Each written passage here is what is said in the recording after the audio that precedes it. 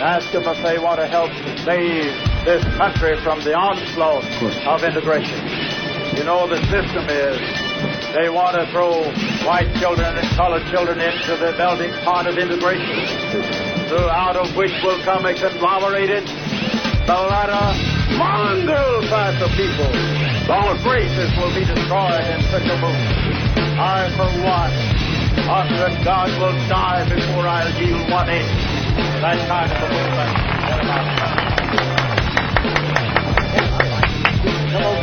Hey, what happened to mine? Hell, all right. You can come over to my house and fuck my sister. Well, no shit. Sounds a little low today, doesn't it? Low. What's going on? Let me try this one. He was banging cocktail waitresses 2 at a time.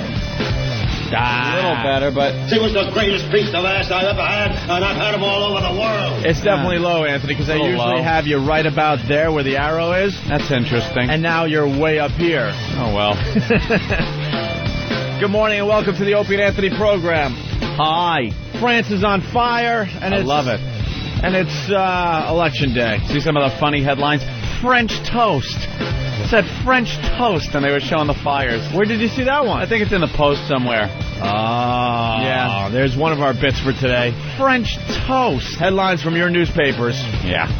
What are they saying about France burning? I love it. I just love when a pompous, stupid-ass country just starts crumbling from the inside. They've allowed all of these Muslims to come into their country without any kind of real regulation. They're such a racist country, but they're so afraid that the rest of the world will see that they're racist, so they just let people pretty much do what they want. And these Muslims now are going crazy. It's been going on for, what, almost 2 weeks? 12 days or something? Yeah, about 2 weeks. 2 weeks now, and they just can't get their shit under control over there because they're a bunch of French faggots who don't know how to take their terrorists by the balls. They have a curfew, too, at 9. You think when they're, like, smashing windows and burning buildings and cars, you're going, oh, shit, it's 9 o'clock. I better. Oh, Jesus. We better wrap this up and we'll start up again tomorrow. Oh, Allah. Better get inside. All right. See you tomorrow. Quick, curfew. A curfew at 9. They should just go out with rubber bullets or something. A curfew. Is that what they told the Nazis? Hey, there's a curfew. There's a curfew in this country, Buster. You don't rip out gold teeth past 10 p.m. Jesus. Horrid. And then there was a little confusion because I said, is today election day? Are we going to figure out this Corzine Forrester thing today, finally? Yeah, tonight. By the way, we don't really care who is the governor of New Jersey. Quite frankly, I don't know which guy does. Yeah. I've seen the debates, I've seen the commercials, but I don't know anything about either candidate. No. And I don't think they want you to know anything about either candidate. No, they just they've been bashing each other now since the battle started between the two. It's just been them bashing each other on a personal level, and then the last day, for like 1 day, they've started to come out and say what they're for. Yeah. What their platform is, but I don't think anyone really cares. Looks like Corzine's going to win. Forrester's kind of behind. He's fading, right? But he's within reach, unlike Ferrer running for mayor here in New York against Bloomberg. There's like a 35-point swing or something? Bloomberg's actually been going around telling people to vote because he's afraid everyone's just going to go, it's such a blowout, I don't even have to go down there and vote today. Imagine? So he's been out there scared shitless going, no, people, please, don't take this for granted, get out there and vote. All the people supporting him are looking at the paper going, it's going to be a blowout. Let's go to the movies instead. Your new mayor. No.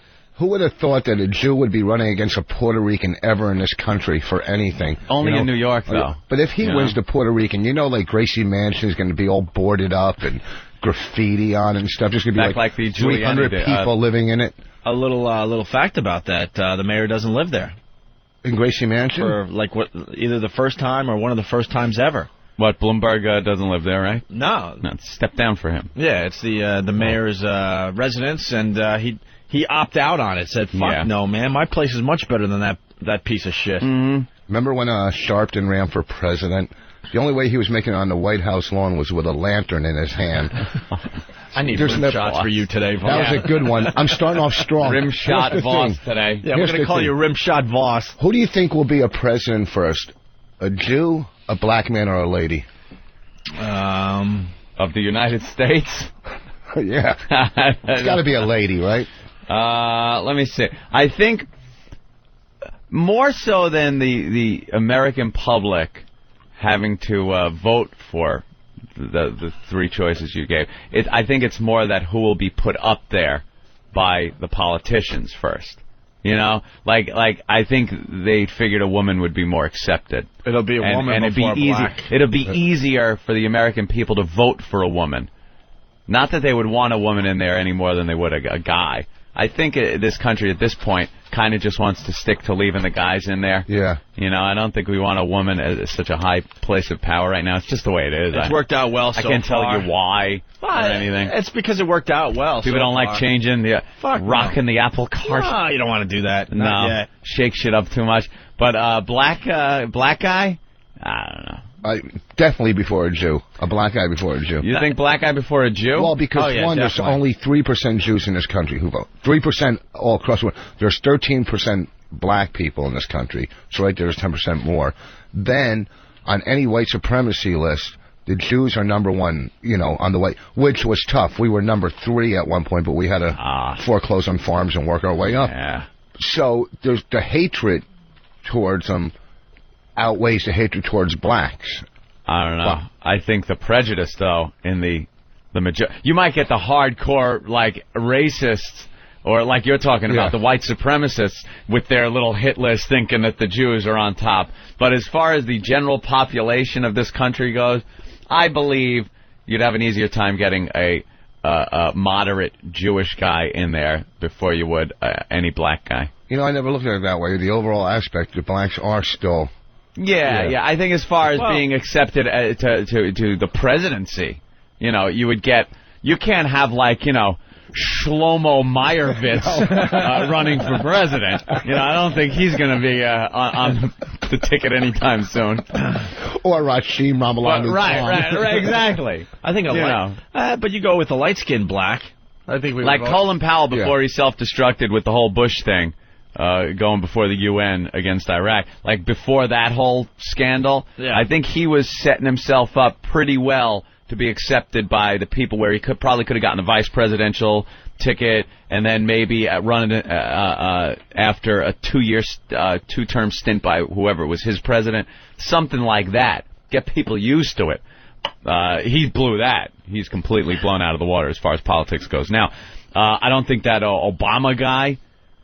He's got the best shot, though. His name sounds too much like Osama. He's gonna have to change just run. No, it doesn't matter. Human people, the friggin' American people will look at it like that. But here's this. Obama sounds like Osama. That's fine, but name another black guy that you even know that has a shot at the White House besides him. None. Exactly. None. And he doesn't either. It would have to be a light-skinned black. I mean, if you're like Mickey Rivers black or Bruce Smith black or Manute Bol black, you don't have a shot, man. And it'll never be like the movies, like a Chris Rock movie or something where it's like, I'm the president! You know, it's going to be like these guys that you see. I like when they interview black people that are in the Air Force. Because that's the only, like a black guy fighter pilot. It's never like in the movies, damn, I hit that shit up good! Yeah, launch the missile, motherfucker! The guy's like, we were cruising at an altitude of 35,000 feet. Very well spoken. It's never some jive-talking motherfucker. You know? It's a Cuba Gooding. That's what you're going to get. Well, no, not Cuba's really. a little too black. Well, Got a little too much going on there. Yeah. Like you say, you're not going to get Manute like the nightlight black where, you know, you stand in front of a brick wall and you look like an alley black. You know what I'm talking about? No. But you won't. It's funny that the black people, any light-skinned black or Republican black, to the average or majority of black people, is considered an Uncle Tom. Right. They will not get the black vote. Not at all. Because they're Uncle Toms, but yet they're shooting themselves in the foot because the liberal blacks are holding their own people down by affirmative action and housing. Well, there's always keeps them out of the neighborhood of the superior white race and keeps them down. You know what I'm saying? But there's always been a problem within the black community getting a power base going because they themselves are divided. They can't get together as one and be united under some kind of leadership. It just doesn't work for some reason. I don't know. There was something that happened just last week. I don't know the names, but it was a conservative Republican black guy. And he was being pelted by liberal Democrat blacks with Oreo cookies. They came in throwing Oreos at him and calling him an Uncle Tom just because he's successful. He's like working himself up in the Republican Party. And blacks look at the Republicans like a bunch of, white cowboy hat wearing racists. So if you're a black guy in there, you're the Uncle Tom, the token. And until they reach some kind of a happy medium there, it's going to be very hard for them. And the sad thing is the Oreo cookies that they were throwing, basically the white man paid for that through tax dollars that went to WIC checks or food stamps. You think that's what they didn't pay for the Oreos? They got them with their paper money, and they take and they waste it. All right. But just before we went on the air, Ben's like, it's election day. And because of our hours, it's great. Right after the show, I'm going to go vote. Yeah. And then I'm like, vote? Ugh. Voting? And then he goes, if you don't vote, you can't what? Complain? Yeah. He said if you, unless you vote, then you can't complain. You shouldn't complain. And a lot of people say that. A lot of people say you shouldn't complain if you don't vote. Don't complain if you don't vote. But I make a statement by not voting. Like, I didn't want Bush or Kerry in the last election. No. I was leaning toward Kerry, but I saw through that bullshit, Can I do the phone calls before they come in? Oh, you should have voted Libertarian then. You should have Yeah. In other words, so don't vote. What was I supposed to do if I didn't like Bush or Kerry? We'll take the main election there. Vote Libertarian. You should have voted for the Green Party. You should have voted... In other words, throw the vote away. Shut up. Unless you're voting Democrat or Republican, you're throwing your vote away. Sorry, just the way it is. And, if you don't want either one, what are you supposed to do? No vote? You vote in your no vote? That's what I do. That's my protest. I don't vote. Don't vote. When I don't like the candidates. Because it does make a statement when they say only such and such percentage of the people even voted this election. It kind of lets the people know that, hey, even though you won, Pally, really people don't like you. Yeah, we're not that happy. A lot of the people of this country really don't like you. How about we're voting for mayor today, right? Yeah. Nah, I don't care. You live in the city, though. How can you not care? Things haven't changed that much since Giuliani, so what has Bloomberg really done? Actually, Bloomberg's done a lot. Bloomberg has really done a lot. Bloomberg what has he done for me, Anthony? He has made an extension of what Giuliani did. He kind of took up the reins and kept things going as far as quality of life goes in the city. A lot of quality of life things. Smoking in the bars.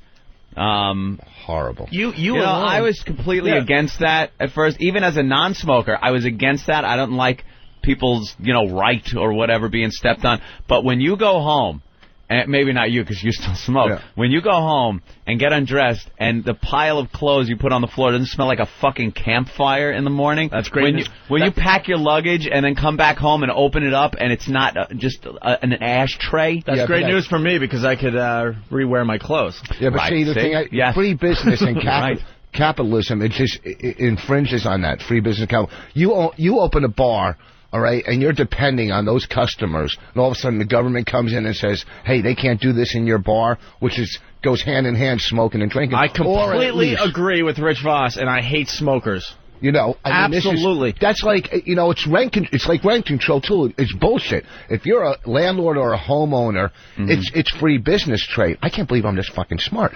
And don't worry, you'll fuck it up soon. Yeah, believe me. We're waiting for you to fall off the cliff. So, you got to put, you're just putting yourself as the common non-smoker or smoker, but you got to go and look at these guys that are investing all this cash. Kind of, there you go, the XM MiFi on Fox 5. Get that story for us, all right? Delphi XM MiFi. Very good. Tech gadgets. Doing a little tech talk.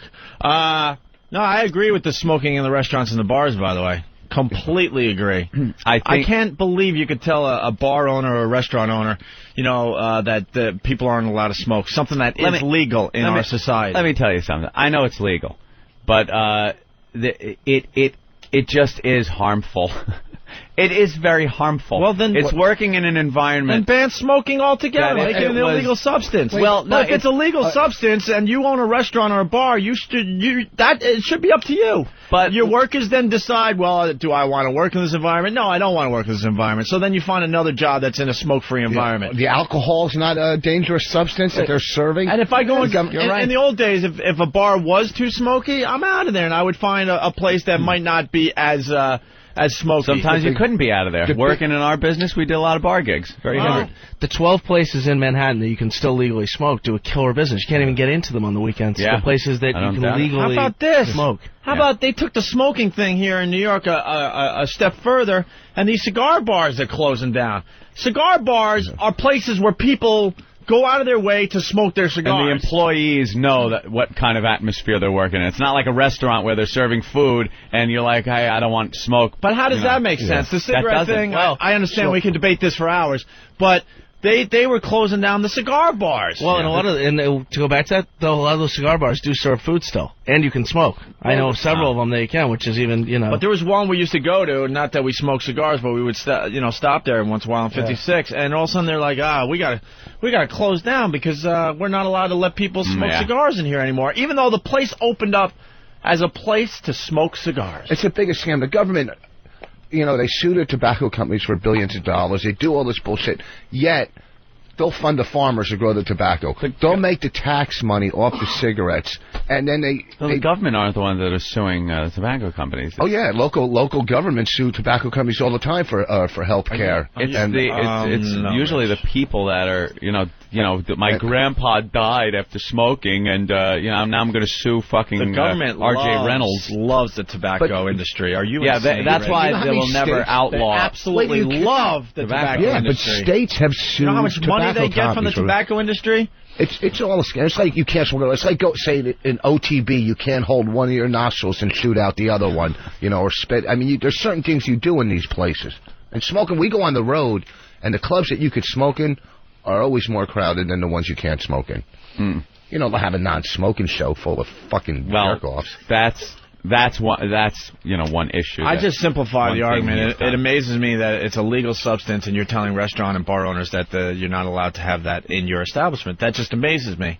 If smoking's that bad, then try to, make it illegal. Restaurants, though, the restaurant side of it you can understand a little bit more. Restaurants, the bar side. But not in America, because restaurants are packed. Yeah, but not in America. Like, in America, I have the choice. I will either go to a restaurant that has a lot of smoking, or I will personally, and have done this in the past, find a restaurant that's not smoking, or has a non-smoking area or an outside area where I don't have to deal with it. Yeah, but when they first did the law, how they had it was with the you could have a smoking section in a restaurant, but it had to be, was great. It was a glass death booth. Yeah, it's like the at the airport every time. All the smokers in the death room. It wasn't even that. They had the smoking sections in the restaurant, and some comedian said that's like having a peeing section in a pool. Like, what does that really do? And I know, because you'd be at one table that's in the non-smoking section, and then it's right next to the smoking section. Right. So you're sitting next to a table of smokers. Wait, there's not a peeing section in the pool? Oozing over at you. It's everywhere. I laugh at the people that, you're in a pool and all of a sudden they jump out of the pool and they're running into the house. I'm like, where are you going? Oh, I have to take a leak. How were you raised? How about that dye that if you pee in a pool it turns like a bright blue body? Yeah, I think that's an urban legend. But every time I take a leak in a pool, that goes through my head. I think it turns the water orange or blue. It can't turn it blue, Rich. Jesus. Or whatever. I think it was orange. It's too much government. It's them saying you can't do this. Here we go. No, it's just they're telling. Go ahead, Rich. They're telling you what you can eat, can't eat. We're not fucking idiots. What are you talking about? Who says what we can eat?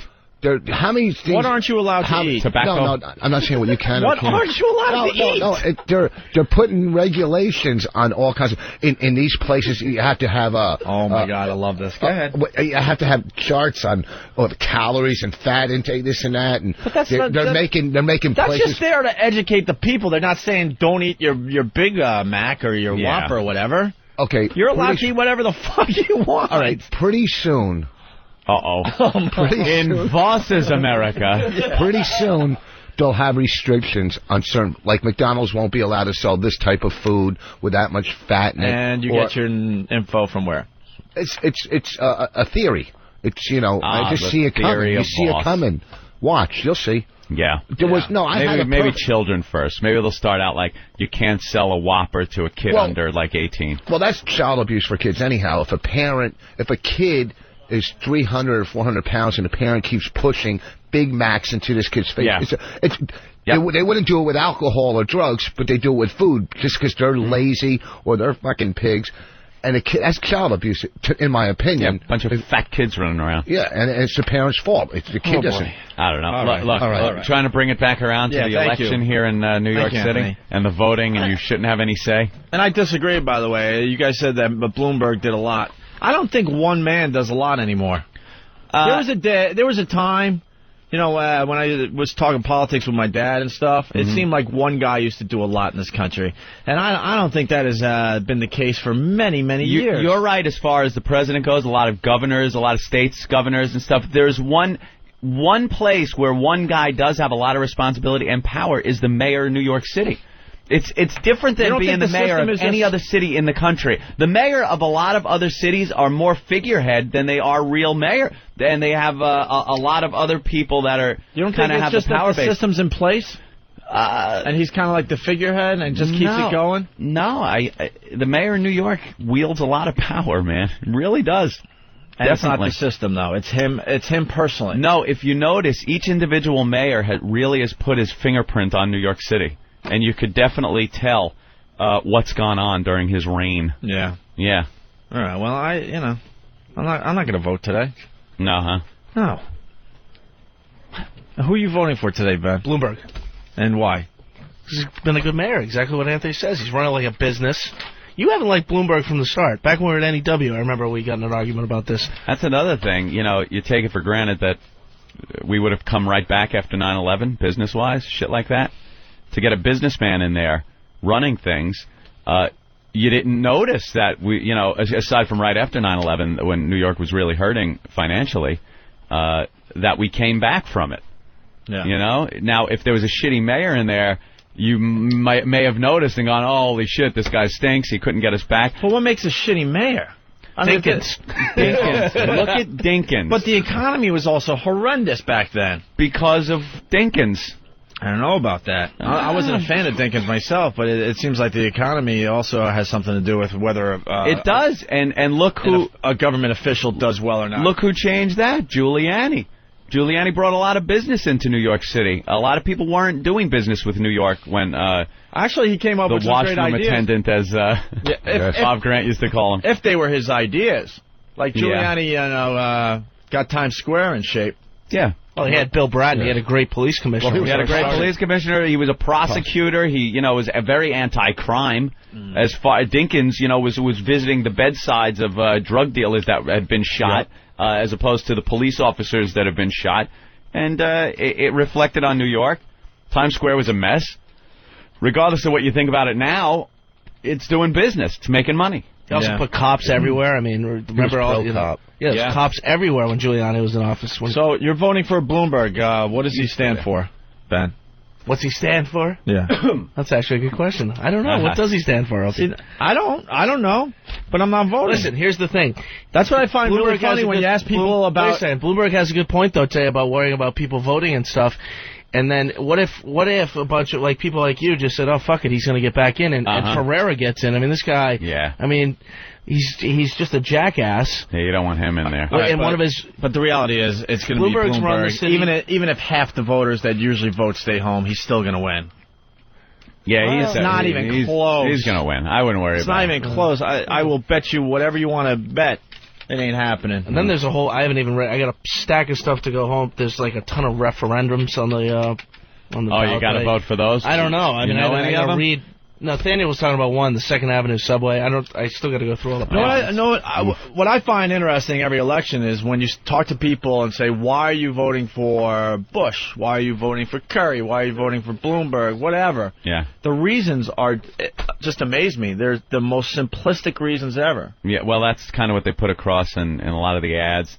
They want it to be simple. If it comes right down to it, most people, me included, I don't know what the candidates stand for in general. You know, and I think that's most voters. And then there's people listening right now going, "Oh, you're full of shit. I know exactly what these guys stand for." But I think in general, it's a very basic thing. Bloomberg's been pretty straightforward with what he wants to do, and it's tough on crime, bring business to New York, and protect New York against terrorism. That's been his platform right there. And his record, he stands on his record. Ferrer, couldn't tell you. I have no idea what the fuck that guy won, but I know it's wacky. Yeah. When I see him uptown marching and people behind him speaking in strange tongues, I don't want him running things. George the Geek from Jersey. Hate to say it, but Rich is in fact correct, sir. The states have sued the tobacco industry and won. The effect is the truth commercials they are paid for and produced by the tobacco industry as part of their settlement.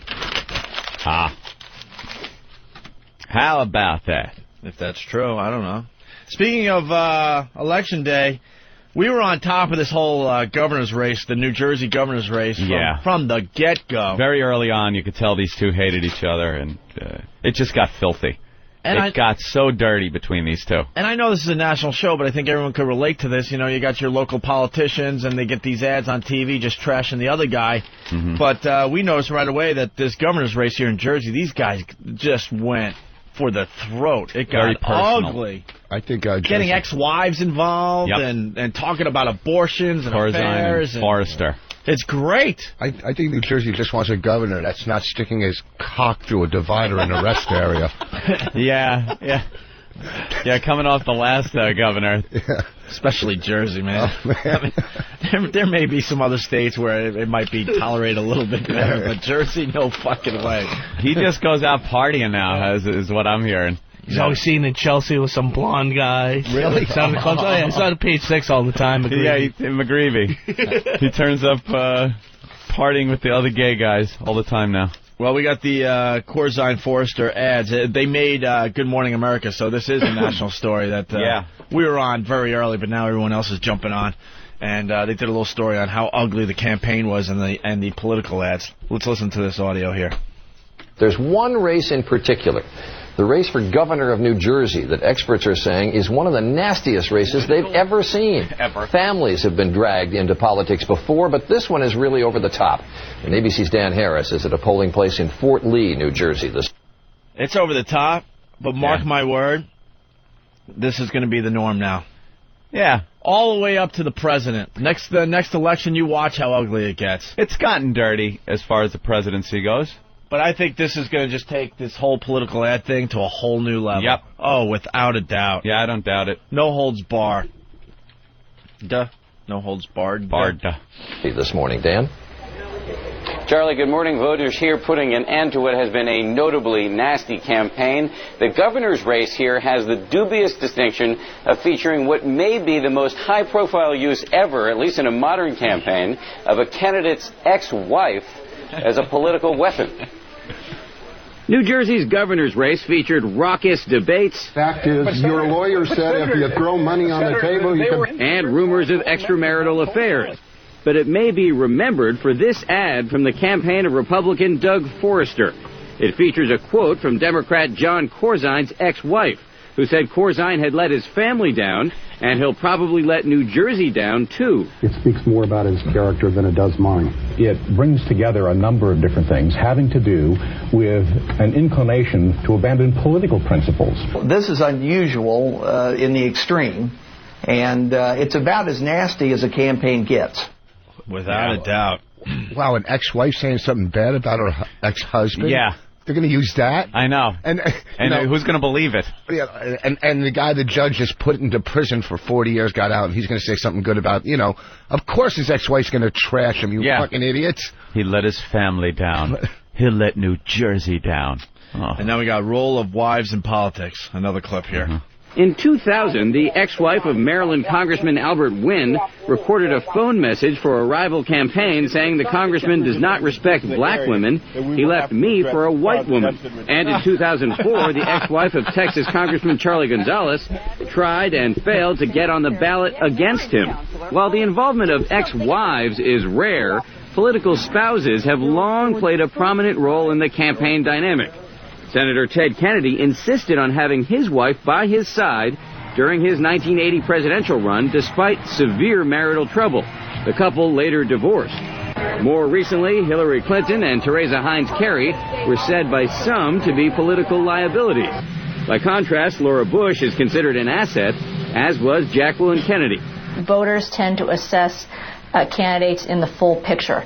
In other words, it's not just their stance on the issues, but it's the full package.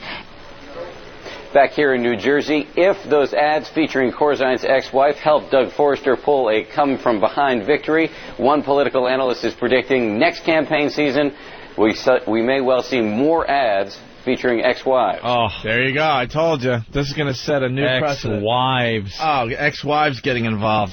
How great is that? Oh, cock size comes in, everything. It's just... both these guys, I got to tell you. Small little dick. Both these guys did their job. I know the names of the candidates for the governor's race of New Jersey. Yep, certainly do. I usually don't really pay that close attention. Yeah, it's been a dirty battle, but when it's over, they'll shake hands. Mm-hmm. One will give a concession speech and talk about how great the other guy is, and we need to give our support to him. Yeah, let's get that audio for tomorrow. Of course. That's going to be great audio for tomorrow's show. Where they're all huggy-kissy. I guess if you have a hot chick on your side, too, that helps. I mean, Jackie Onassis or Kennedy was a hot chick back then. I don't know if that helps, man. You don't think so? You got to get the women's vote, too. Yeah, if you have a hot chick, the women are going to think you're just in it for the hot chick. Yeah, see, rich women out there have brains. And you need, like, Bush's wife. And they don't look at that. She's the perfect wife. She's not, like, dog ugly. She's like librarian hot. Librarian, motherly kind of thing. That's what you need. Do you think she was hot back in the high school or college? Yeah. She looked good. I bet she looked good back in those days. She didn't look bad. Yeah. She didn't look too bad. All right. Not like that Barbara Bush. She looked horrid. Like, even in her 20s, she looked like she was 80 years old. And George Sr. was like a pilot, World War II pilot. What was he thinking? I don't know. He could have gotten some of that good trim back then. And I thought she looked good on the oatmeal box. Jesus, Rich, I need your fucking... Oatmeal? What? The little jokes you throw in a discussion. Well, it would be nice politics. if you pronounced oatmeal, right? What did I say? Oatmeal. Something like oatmeal or oatmeal. Oatmeal. Oatmeal. By the way, I want to pat myself on the back today. Guess who was the last person across the line at the New York City Marathon? Who? Zoe. Do we have audio of Zoe? Are you shitting me? I told you. Of course. And a few of these news stations actually reported as, you know, a brave woman and a brave story. That's what we were saying. And she's, even though she was the last to cross the line, she's still a winner. Last but first in our hearts, it's shut up. I'm on to this Zoe chick. The Zoe scam. And I don't like her. I know she has MS, and that's a horrific thing to wish on anyone, but I don't like the fact that she's taking advantage of that. Last ever. There's no one more pathetic than her. If you come in last at the New York City Marathon every year, which she does, like someone get the stats out. She's done it this year, she did it last year, and I believe she did it the year before. So the last three easily, and it probably goes back further. You want to come in last because you want the attention. Yeah. And you're also sitting there because she does it with crutches and stuff. I know this is not a popular view to take on a show, but it really, really bothers me. There's her picture right there. She doesn't even dress for the race. What was she being? Dude, she's got an old lady like one of those pantsuits. Yeah, she's got a pantsuit on like she's going to a Broadway matinee. At least dress the fucking part. Don't they have special, like... She's got a blouse on. She's got, like, a pantsuit on. And she's purposely trying to come in last every year. That means she sees other people that she's actually better than, that she slows down and lets pass her. So she gets all the media attention at the end of the race. Where's the story? She finished yesterday around 11 o'clock noon, somewhere around there. I think. No, I think 8 in the morning. Sorry, 8 in the morning. So almost 24 hours later. How do you spell her stupid name? Zoe Koplowitz. How do you spell her stupid first I got name? it. Oh, Zoe is Z-O-E. Oh. Zoe Koplowitz. Koplowitz. Does she have like a Nike swoosh on her crutches? And I'm sitting there yelling at my TV last night like, you're not paying attention to the news people, because she does this every year, and they're reporting it like she's a brave woman. Although she came in last, she's a winner in all of our eyes. I'm like, she did that last year. She did it the year. She's an attention-seeking She's trying whore. to be last.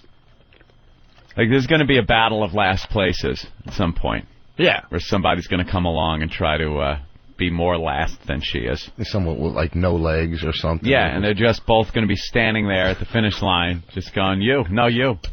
Just you go. rolling. Yeah, getting their peeps to, like, push the other person over the line. Push him. Someone's kicking your body. Grab Zoe and bodily throw her over the line so you can be last. You know, South Park or Family Guy, those cartoons have it in them. They should do a piece. Definitely. I'm going to write them personally. They should do a piece where they do a whole thing about a marathon and the last place finish, and it's all these runners, if you want to call them runners, participants that have all these horrific things wrong with them, and they're battling it out to be the last one to cross the line so they get the media attention. It's like the stand-up comedy, like you always get like somebody with MS or something, and it's so hard to sit in the audience and just watch this person drooling and stuttering through, you know. Well, the MS comic, we talked to him on the air at WNEW. You know, it's funny and how politically correct, like he did a college showcase, the MS comic, and he killed at the showcase, you know, all the kids loved him. But no one hired him because they don't, you know, hey, we'll be nice at the big showcase, but we're not going to have you fucking drooling and shit in our stage, you know what I mean? It is a little rough. It's tough for a guy like that. Getting comedy. Yeah. All right, here we go. Here's Zoe. Finished last for 18 years? No way. She's been doing this for 18 years? No way. And the news is reporting it like, look at this brave fucking woman? No way. 18 years? Travis, where do you get your info? It's on Google.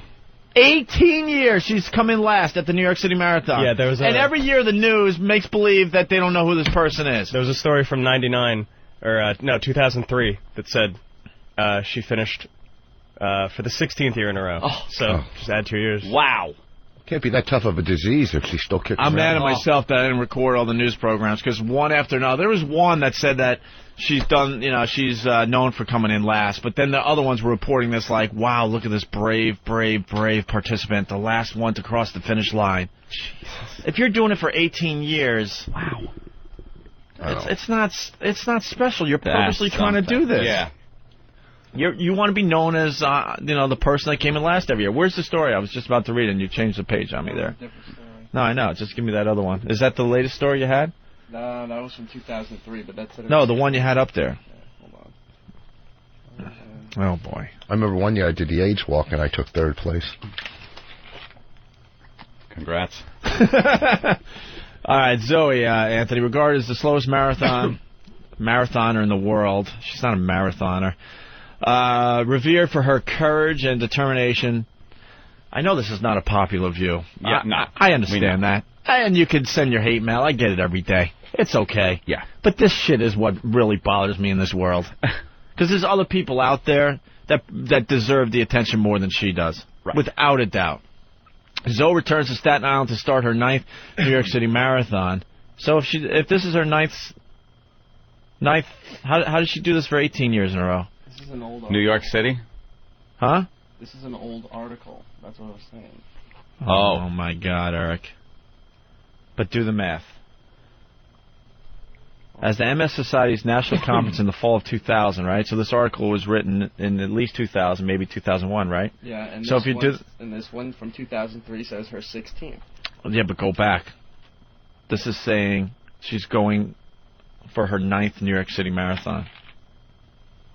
But if they're using the date 2000 in the article, how old could the article be? And then if you do the math, how could it possibly add up?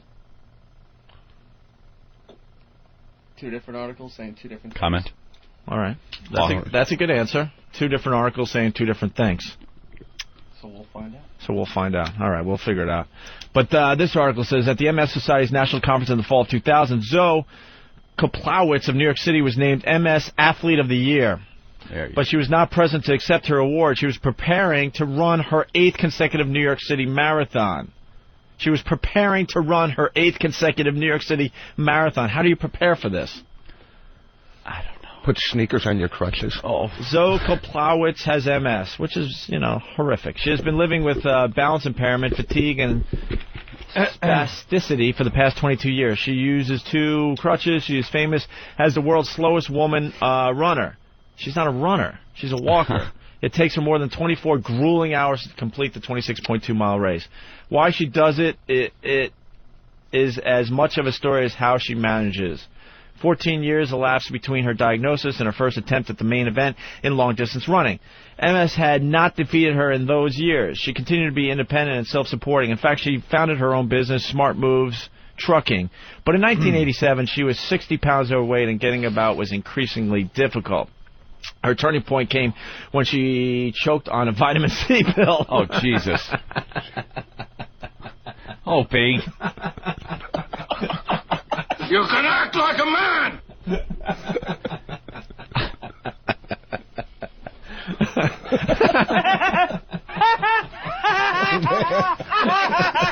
That's horrid. Well, she's putting herself out there for this kind of crap. She's a big woman, so how the hell is she getting all the rest of the food down?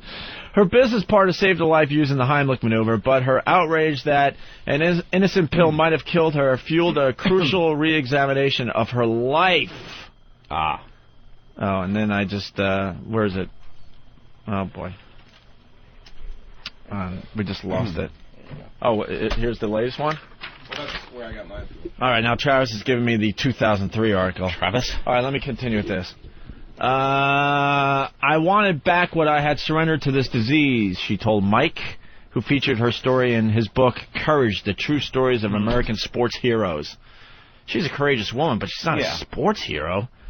I decided I needed to do the most outrageous thing that I could imagine, she said. World-class runners from all over the globe come to New York for the marathon, but most of the 26,000 runners are crazy New Yorkers who delight in this special test of strength and determination. Zoe Koplowitz wanted to be one of them. She found expert coaching and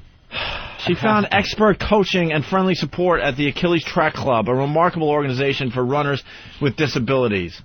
I didn't set out to be famous, Zoe said. At the beginning, it was about my own discipline, showing up for the training every day. When she completed her first marathon, she and her lone Achilles Track Club companion crossed a deserted finish line. But her achievement was noted in a small news item which caught the eye of the MS Society. The very first MS walk was then being organized, and Zoe agreed as official walk ambassador. Every year since, she has been a linchpin of the MS Walk, which is a very cool thing, obviously. Yes. In the spring, and an increasingly famous participant in the New York City Marathon in the fall. Zoe said recently, over the years, I've become a symbol of endurance for people. I get letters all year long. I carry them with me when I run. What I do is a metaphor for life, just like the marathon itself. It means you can get somewhere by putting one foot after another. There you go. She's a very courageous woman today, everybody. Mm-hmm. And because that story was on a blue background, I'm now blind. Thank you. Yeah, Thank you to that website.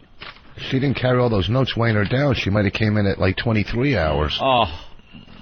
Carries the notes with her. The letters. The letters and notes. All right. Well, congratulations to Zoe. She did it again. I don't know how she did it. Courage, I guess. Courage. We're looking behind her and going, oh, that guy is worse than me. I better slow down. Slow up a little. I better sit down for a while and let that guy pass. Right. And that's where I think it's not that fair, really, if you think about it. Really? You have to know you're in last place. Shouldn't it just happen? Yeah. Like all of a sudden you're like, oh my God, I'm last?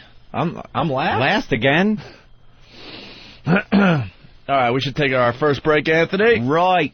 We got lots more to do today on the old program. Rich Voss sitting in today. What are you promoting, Rich? Nothing. Nothing? I don't know. What do you want? San Francisco next week? I don't know. We're a national show. If you're going to be in San Francisco, yeah, it's a Punchline next week in San Francisco. All right, very good. Nice club. Oh, it's great. I've been there a couple times. I like the job they do over there. I like San Francisco's a cool town. It's a very interesting city. Yeah. Yes. Okay. Yeah, but Right? You don't see that. It's all in a section. You don't see it. You don't see it. I'm telling you. When I went to San Francisco for the first time, I was like, what? No. A little nervous. But you walk around, you don't see that shit. It's all in one area. And listen, I went on my first honeymoon there with Tom, and first of all, it's the restaurants are great. It's a beautiful city. Just because there's gay people, there's in New York. It's bad. No, I think it's one of the coolest cities. No, it gets a bad rap, is what I'm saying, because ever since we were little fellas here, you heard San Francisco gay, so you think the first time you go there, you're going to see it all over the place. It's not. You don't see that at all. We went camping when we were kids. We didn't know to Cape Cod, and we went to Provincetown. We didn't know. That is gay.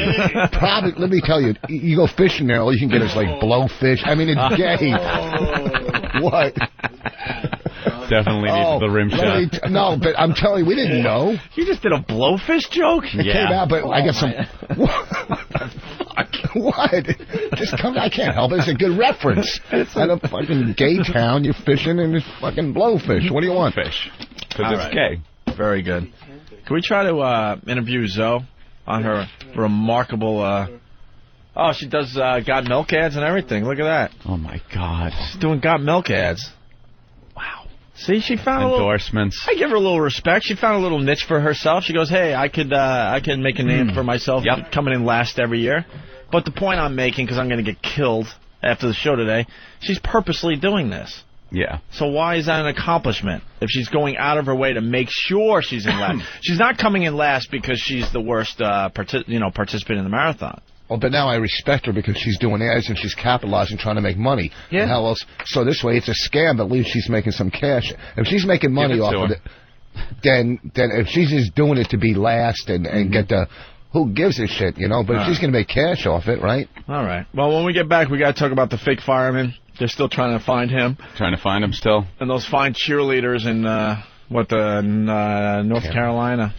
Carolina Panthers, I mean, yeah. We'll talk about that and the latest on that as well.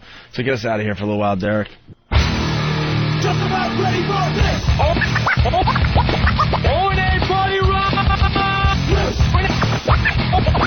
Oh, and everybody rock.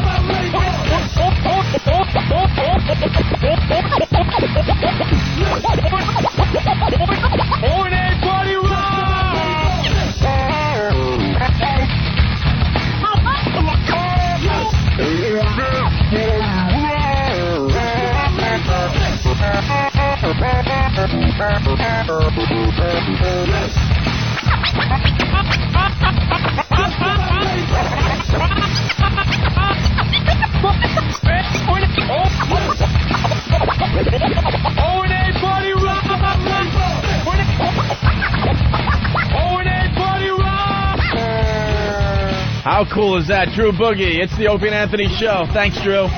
Gotta love the Drewster. Does a few remixes for the radio program. Let's say hi to Paul on Long Island. He has MS. Ow. Paul, what's up, buddy? Yeah, hey, I have MS for 14 years. How many years? 14. Sorry to hear that. No, it's no problem. I still lift weights. I go to the gym 3 times a week, and most people with it are like me. It's a relaxing, remitting form where you get a little flare up and it goes away. So this fucking Zoe, she's like the worst of the worst. So I just want to say, just fucking most people like me where you don't even know you have it. Huh.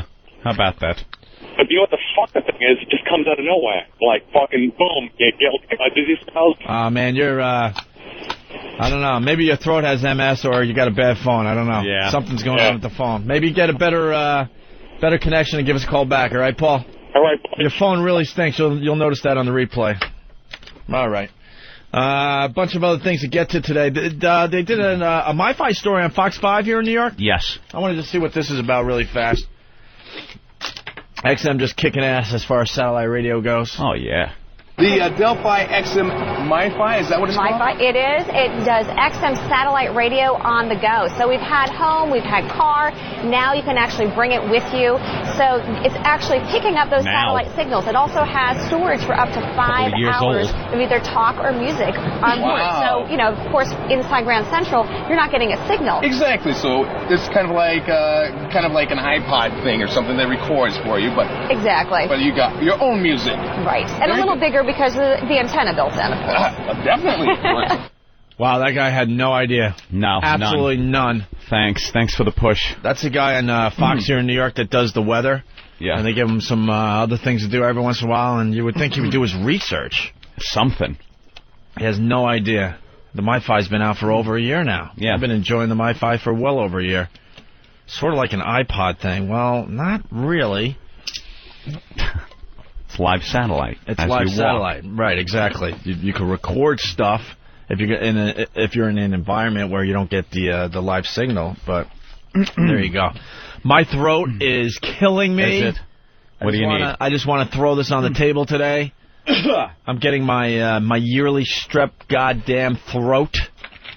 Penicillin. It's just. Well, what I get every year is that what is it? The bird flu. Huh? Bird flu. Oh, speaking of the bird flu, I got a great story about the bird flu we'll get to in a second. But get this damn strep throat every fucking year. And they got this Uber penicillin, I think it starts with a Z, 5 or 6 pills, and done. Done. I got to get to my doctor immediately and get those pills. Immediately. If I don't, it's like a 2-week hell. Yeah, they're the best. Whenever I had a root canal, because the first time I had a root... Do you know what penicillin I'm talking about? It's like all you do is take 5 or 6 pills. Yeah, like you take 2 the first day and then 1. Yeah, there you go. And then you're done. It's the best. I had it once. I had a root canal, and then without the penicillin, it got infected and my whole face swelled up. Yeah. So, and they had to cut my gut and squeeze the pus out with a plier. I'm not bullshitting. Jeez. I had to do a TV show that day, like Friday Night Video, and my face looked like a fucking grapefruit. Yeah. And I go into the doctor's office, and they're pliers, and they're pressing against where the root canal was, and pus is pouring out. Ugh. So from then on in, whenever I had a root canal, I took the penicillin, no, whether or not, and nothing came back. It's like, how many root canals have you had? I got to have $4,000 worth of more work done on my teeth in 2 weeks. Why the bad teeth, Rich? Yeah. I had the crack. I had a lot of cavities. That was my thing. I still haven't had a root canal or anything else. I don't know, my teeth, I guess, like, if you see pictures, like, in the front teeth, it just got cavities in the middle. I was unlucky, and I got cavity in the middle. So then you got to get it filed in a root canal. I've had so many root canals. Well, why the bad teeth, you think? Just born with it, or? I don't know, Did you brush your teeth growing up? Did you floss? Yeah. I wasn't really big on flossing, I don't think. Flossing's huge. Yeah, that's the big thing now. But now I have, like, a bridge right here with 3 teeth or 4 teeth. Yeah. And it's connected, like, well, anyhow, the last tooth under the cap or bridge rotted. So now these 3 are loose. Oh, my God. So I just now they got to do a whole new bridge with 5 teeth. It's like $4,000, you know, and what gets me is the teeth are kind of big and they're caps. Yeah, you would think that I would have them filed or then, you know, hey, please don't put fucking big teeth in my mouth this time, you know. They don't look that big anymore. Because I had them filed down after the abuse. I was walking around like piano face. You had ridiculously big fake teeth. And as a dentist, you would think they'd have that figured out by now. It's not that difficult. I understand they're still trying to figure out the plastic surgery and crap like that, but when it comes to giving you nice teeth, I don't understand why. You see this all the time when you're walking around, people that have the fake teeth in front, like, they're fucking huge. Yeah. I don't know what it is. My dentist, I mean, he does whatever. I don't know. I was in his office last week, and it's fucking pressing, and I'm looking up, and there's nothing worse than seeing, like, snot in your dentist. You know, just clean your face, you know. Inbred wants inbred. Yo, Opie, why the hell are you asking a former drug addict why he's got bad teeth? Well, do you think all drugs rot your teeth? Is that crack does, right? Does cocaine rot your teeth or something? I don't know. I don't know if crack does or you just don't take care of them. So this guy called. I think because you're smoking all that crack back in the day, the last thing you're worrying about is flossing. So I think the guy makes a good point. All right, thanks, inbred. Yeah, punching out. All right. Joe, what's up? Very good. Hello. That was Joe Shareholder. He's still trying to get airtime. I think probably because we said that XM is kicking ass. Oh, yeah. Look at the numbers. We're kicking ass. He's going to debunk us. How is he going to debunk us? Yeah. Stock's a little down, but that will come back. We still have a massive lead on the little doggy company. The Howard factor is having an effect, but not as big of an effect as they thought. Oh, it's big suspension. And, Howard got suspended. We're all like, we don't know what to do in the radio world. It's just an amazing, amazing story today. Stunt. Obviously, he had the day off, and they're both taking advantage of it. You don't have to be in radio as long as we have to know that. And these stupid news crews pick right up on it. That's why, it came up yesterday about the salt on the media thing, and, where's the line and stuff. There is no line. These stations that we watch all morning long, they're a bunch of whores. I get more and more fed up every day. They're all reporting on the Howard suspension today. Like it's news. Just do a little research and talk to just a couple experts in the business, and they'll tell you it's just a stunt. Yeah. It's just a stunt to get everyone talking. See, we're talking about it. It's brilliant as far as that goes, but it's not a real suspension. They have no news. They exploit whatever they can. No, they got news, but these guys are lazy. They don't do their just basic research. We just had a story on the MiFi. The guy had no clue. You would think if you're doing a story on the MiFi that the night before maybe you would read up on it a little bit. Do a little research. And just get the basic facts out there. That guy had no clue. He was just winging it. And they do that all the time. Does that happen when you guys get interviewed? The worst fucking Well, that's questions? where it started. That's where it started with me. I was clueless. I was one of these guys when I was brought up on Long Island. Whatever I read, heard, or watched, I took as the truth. I'll admit that. I'm embarrassed to say that. Yeah. And then over the years, that kind of just eroded. And then when Anthony and I started getting interviewed, and then when we got in trouble, we got in trouble a lot in radio. And the facts that came out that were so wrong, just the basic stuff. Like when we fucked up with the Sex for Sam thing, they reported that we were a morning show. It's like that's like the basic thing. Yeah. Figure out what time they're on. Figure out what time they did this stunt. But, you're talking CNN, Fox News. They all reported the facts wrong. And they've done that in our careers for so many years that I finally had. And look, it's time to exploit the hell out of them, When we were off the air, Ant and I discussed this on the phone. One of the things we want to do with this new show is to exploit how ridiculous the news is. Speaking of which, I got a great little story about the bird flu. Bird flu is all the rage. Nice. Where's that? Rolling Stone. Holy shit, that's very cool. See, you got to be fair. We bitch and complain when XM doesn't do the right thing. But Ben just walked in with the latest issue of Rolling Stone magazine with Billy Joe from Green Day on the cover. And you open up to page 99, there's a huge Opie and Anthony ad. Laugh Until It Hurts, Opie and Anthony, only on XM radio. And then it has our cartoon figures that are...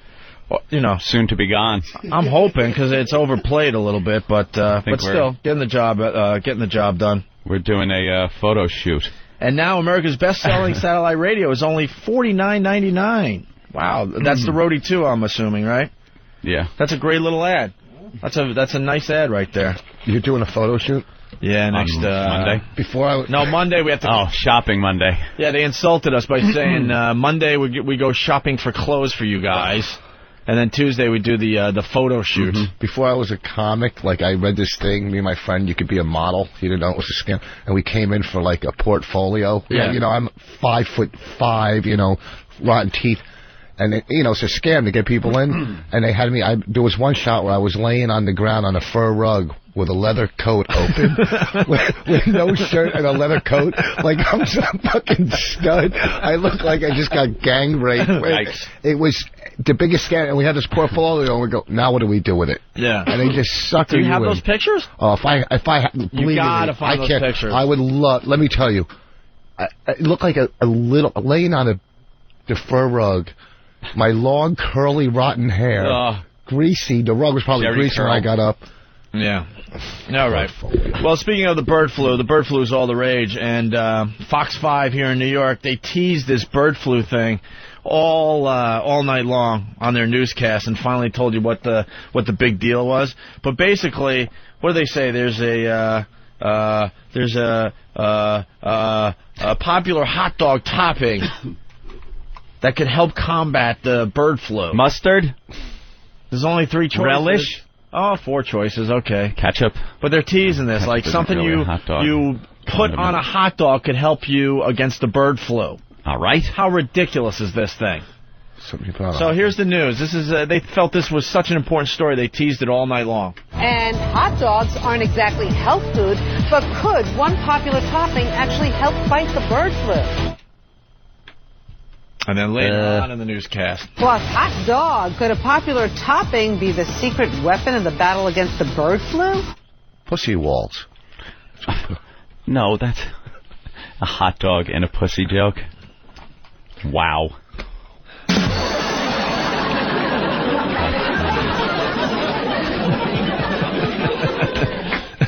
Sauerkraut. Sauerkraut. That's it. But why? Why? Well, you may think that sauerkraut is just good for hot dogs, but it might be good for fighting the flu, maybe even the bird flu. There are reports out of Korea about chickens infected with the avian flu that got better after eating the dish kimchi. It's somewhat similar to sauerkraut. Even Men's Health magazine says sauerkraut is essential to surviving a flu pandemic. Essential? Why is it essential? Let's get a doctor on the phone. No info there at all on why sauerkraut would help against the flu. But they thought it was important to tease it all night long on Fox. Why do all these diseases start in China or Asia? It's always from over. They got to be the sickest. The latest case is in Vietnam, the bird flu. Uh-huh. It still hasn't gone from person to person yet. It's just from birds to people. Right. What I say is this. We made it through the AIDS epidemic. We'll be fine. Don't worry about the bird flu. What do you mean we made it through? It's still going on. Yeah, but it was a big disappointment in the end. To who? When they started talking, I'm being dead serious.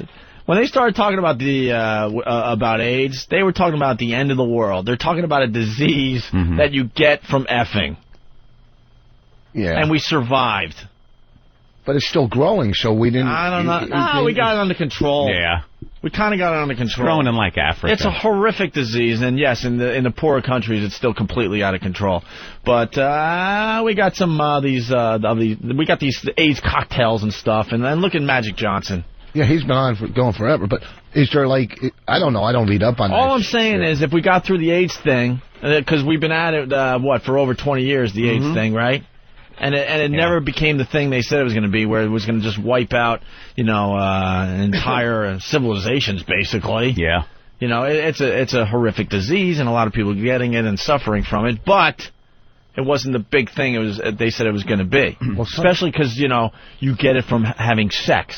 Well, also, no, you get it from also drug. Well, yeah, exactly. But, like, if they say it's blood, right, you got... And they say, like, these doctors get pricked or something and they get it or what. But then can't you get it from tattoos? Yeah. How about this? There was a time they thought the mosquitoes were helping out the AIDS thing. They said, they were transporting the AIDS virus from human to human. It all started. All that scared crap that we had to deal with. And now we got the bird thing to worry about. And that's all I eat is chicken and turkey. I don't really. I think if you eat it, you're fine. Yeah, I don't think you get it from... I don't think you get it from eating it. I don't think you get it from a cooked chicken. How else would you get it? Not from a cooker. I don't even know how you get it. I have no idea. Chicken sneezes on you. Fucking a chicken. Fucking... Let's say hi to Matt in Ohio. He's going to tell us how the sauerkraut helps the bird flu. Yes, Matt. Yeah, real quick. It's the malic acid derivative that's in sauerkraut. It disallows the virus from replicating. It actually disrupts the way the T cell binds. Really? Wow. Yeah, well, that's what they say. It's Japanese science, and Japanese science is third world science. So I was going to say, I think a lot of this science stuff is mumbo-jumbo. I'm a college professor, so I deal with it all the time. I have a feeling I'm coming down with just the regular flu right now. Should I run out and eat a pound of sauerkraut, and will I be fine? I'll tell you what, the thing to try that airborne. It's worked for me really well. It's an herbal cocktail, and I know you're into that sort of thing. So well, no, I mean I'll do whatever it takes to get rid of this stupid thing. Anyways, punching out. All right, thank you. You know, they say sauerkraut. What if there's like just something stupid that will cure AIDS? You know, they're putting or a disease. You know, sauerkraut. You know, you know something they're putting billions of billions. You know, you just eat like fluffernutter and mayonnaise or something, and that does it. It's something trial and error. Something you know that's going to be. I'm sure in labs all over America they're trying all sorts of combinations for they might have, all these diseases. The drug companies make so much fucking money. Have you ever gotten a prescription without insurance? No. It's a lot of money. Well, no, I have insurance. Even with the insurance, you know, you get something else we don't know. No, I'm just saying it's just, you know, I'm bringing up some subjects about, you know, health. Damien from his big rig, I guess. Damien the trucker, what's up? Damien. Hey, what's up, man? Hey, I got the answer to why you guys, the sauerkraut works. In the process of making it into kraut and kimchi, they use vinegar, but also there's a bacteria that's developed that stays into it, and it attacks the virus. So what are we supposed to do? Well, you can eat, I mean, I heard the one guy saying, am I going to eat a pound of sauerkraut? Dude, you can have a real sore stomach and you're going to get the shits. You don't have to eat that much of it. You eat a little bit of sauerkraut, or you eat spicier foods, stuff with vinegar in it, you know, like Italian salad dressing. Just eat better. Get a lot of fluids, you know, eat stuff that's easy for your stomach to break down. Everybody's going to get the flu, but this bird flu they got going around, the virus hasn't even mutated to where humans can carry it, so it's not going to bother us. Well, unfortunately, every, 100 years or so, like the plant decides to help itself out. Yeah. Shakes off like a wet dog. Yeah, it wants to shake some people off its surface. So I think we're heading toward one of those times again. That guy was too smart to be a truck driver. He did something like 10 years ago where he got, you know, he just ruined his life and he had to become a truck driver because he's too smart to know all that shit. Shane from Rockland. Make money. Good morning, gentlemen. Hey, Shane. All right, the only way that you can possibly contract this bird flu fucking thing is you need mass amounts of bird shit, and it has to dry up, and when it dries up, you have to breathe in the dust like dander from a cat or something. That's the only way to contract it. And what, you breathe in the dried up bird shit? Yeah, that's the only way to get it. Yeah, but what's bird shit used for? Fertilizer? Bird shit isn't actually used for anything. Only livestock shit would be used for fertilizer. Oh, yeah? All right. And by the way, Rich. Oh, here we go. I saw you down in Seaside Heights at that Portobello mushroom fucking place above the Aztec. Oh, that was like a year and a half ago. Yeah, like a year and a half ago, 2 years ago. Yeah. Listen, dude, you were really funny. Once I had 5 shots and my girlfriend hit me in the head with a brick. Jesus. Oh, I actually got something off that one. Okay, good. No, dude, you were great that night. You killed. Thanks a lot. Yeah, a lot of people like to make fun of Rich's stand-up, but the fact is he does great. Little Vienna sausage fingers. All right, thank you. A bunch of people bringing up some interesting an interesting connection between the bird flu and Rich Voss. Yes, Pete. Hey, Rich, you're doing okay this morning. I know how important it is for you to know that. Thank you. You're doing mediocre. Anyway. Say it again. Wait, mediocre? He said okay, mediocre. Rich. Just shut up. All right, thank you. Let me get on with my point. Except okay. Didn't the trunk of your rolls have, like, the cure for the world then? Oh, yeah, it had the sauerkraut in the rolls. He had a big thing. Yeah.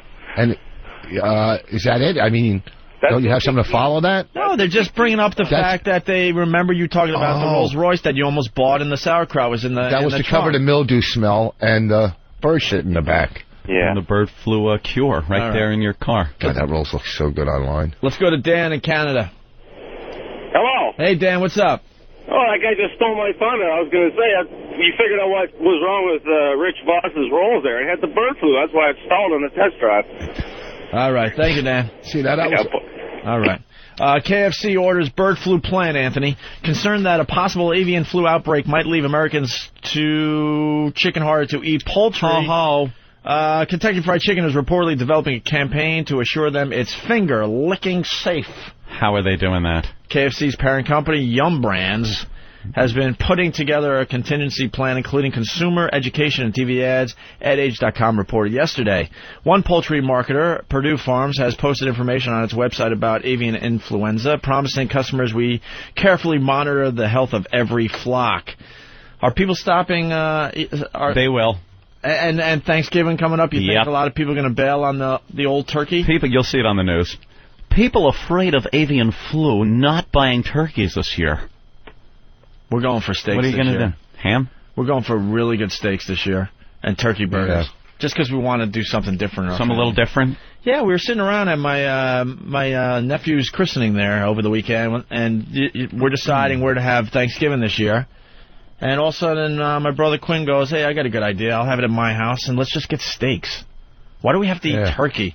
Then my brother has to pipe in that, traditional. Yeah, but then my brother makes a good point. Every year the turkey's dry. It doesn't matter who cooks it and how you cook it. It's always a big letdown, the old turkey every Thanksgiving.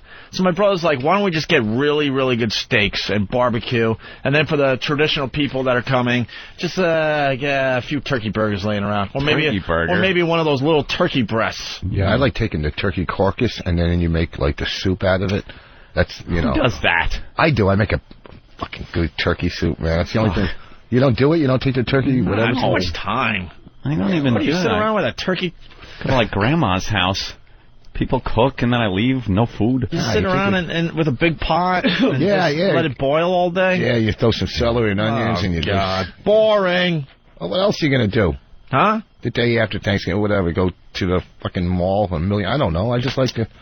Meanwhile, worried officials of third world countries yesterday called for improved access to bird flu vaccines and drugs, even as the World Bank estimated that a pandemic lasting a year could cost up to $800 billion, Anthony.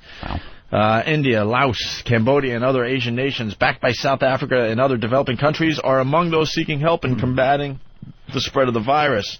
World Health Organization Director General Lee Yong-wook said it was only a matter of time before an avian flu virus becomes humanly transmittable. Then no society will be exempt, he said. Close the gates. No more air travel to Asian nations. That's it.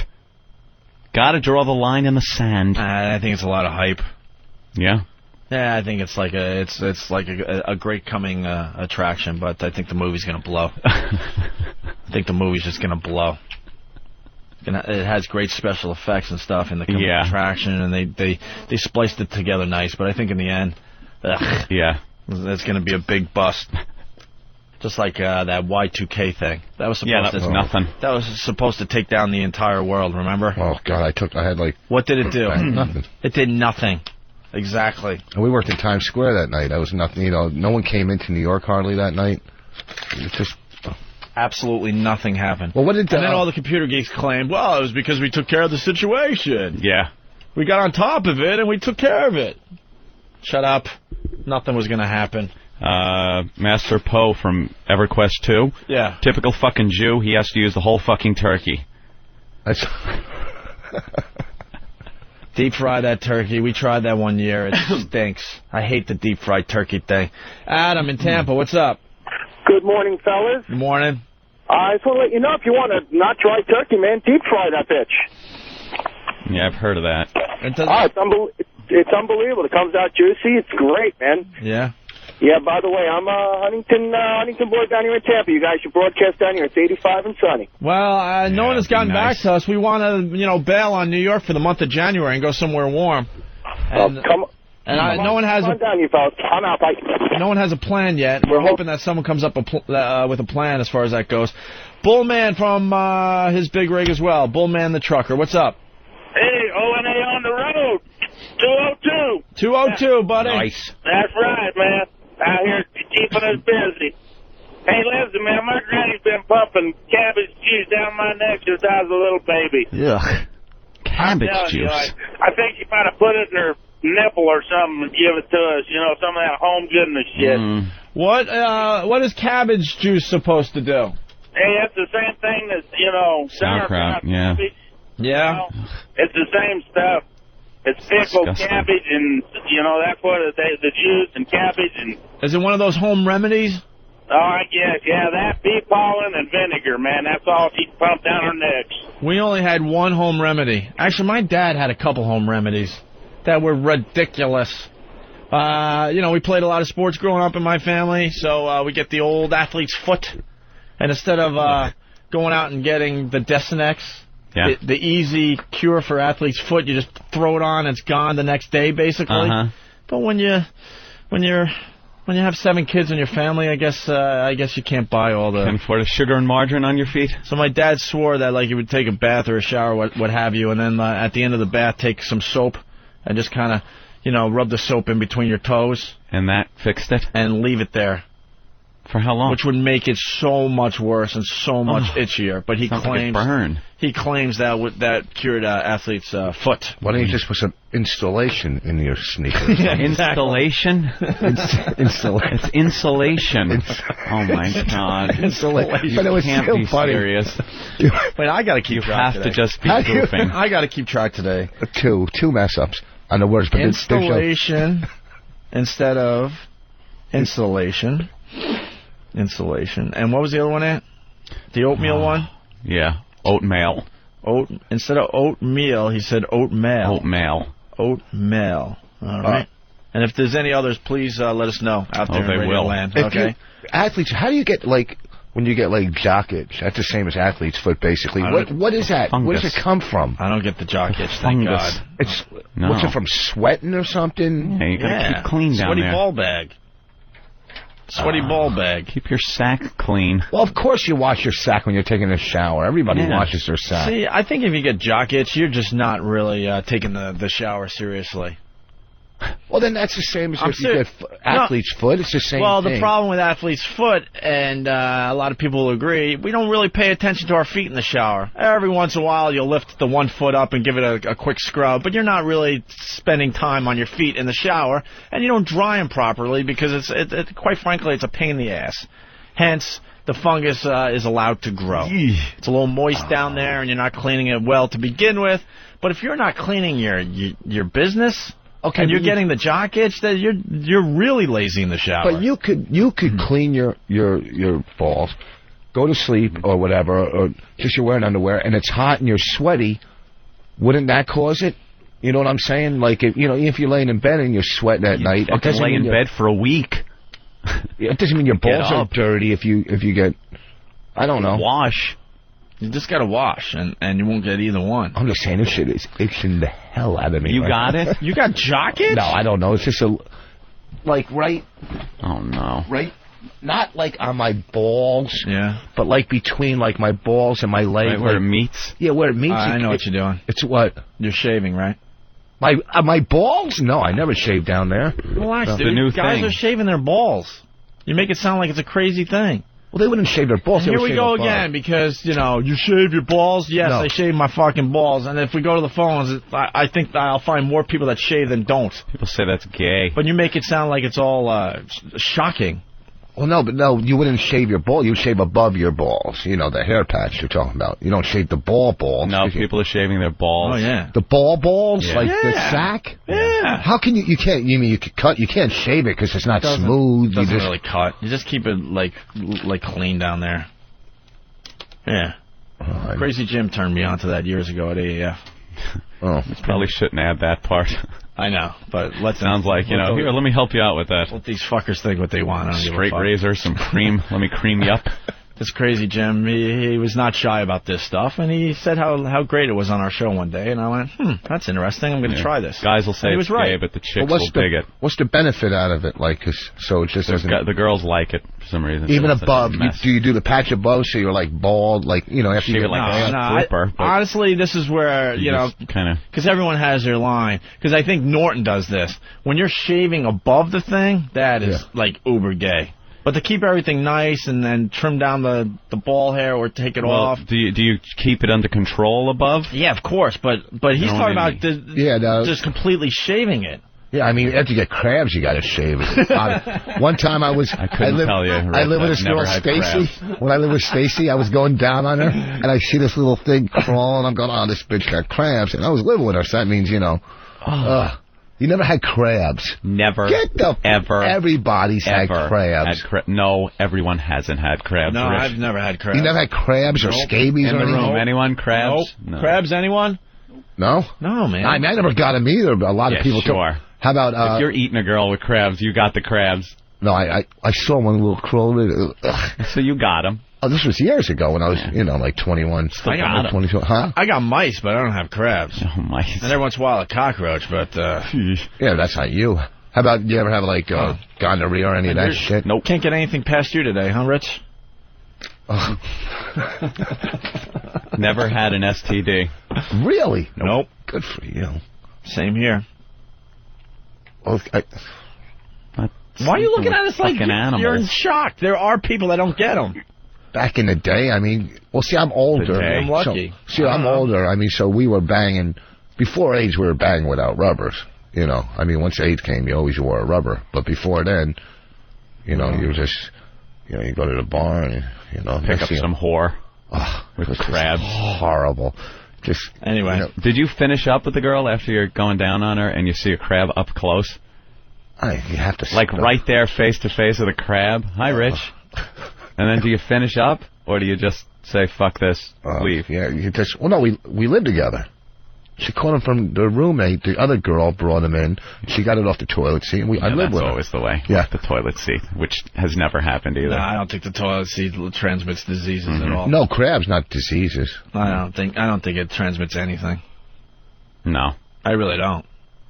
I sit right down, man. I've never used one of those fucking paper things. In a public thing, you would sit right down? You wouldn't even clean it off? You clean it off? Yeah. There's times I'll at least wipe down, but there are times I don't even wipe down. If you see piss on there, you go to another stall. Oh, no, I'll just wipe that off. Really? I've never had a problem whatsoever. Why are you drooling on yourself? I'm thinking, it's disgusting, like, these...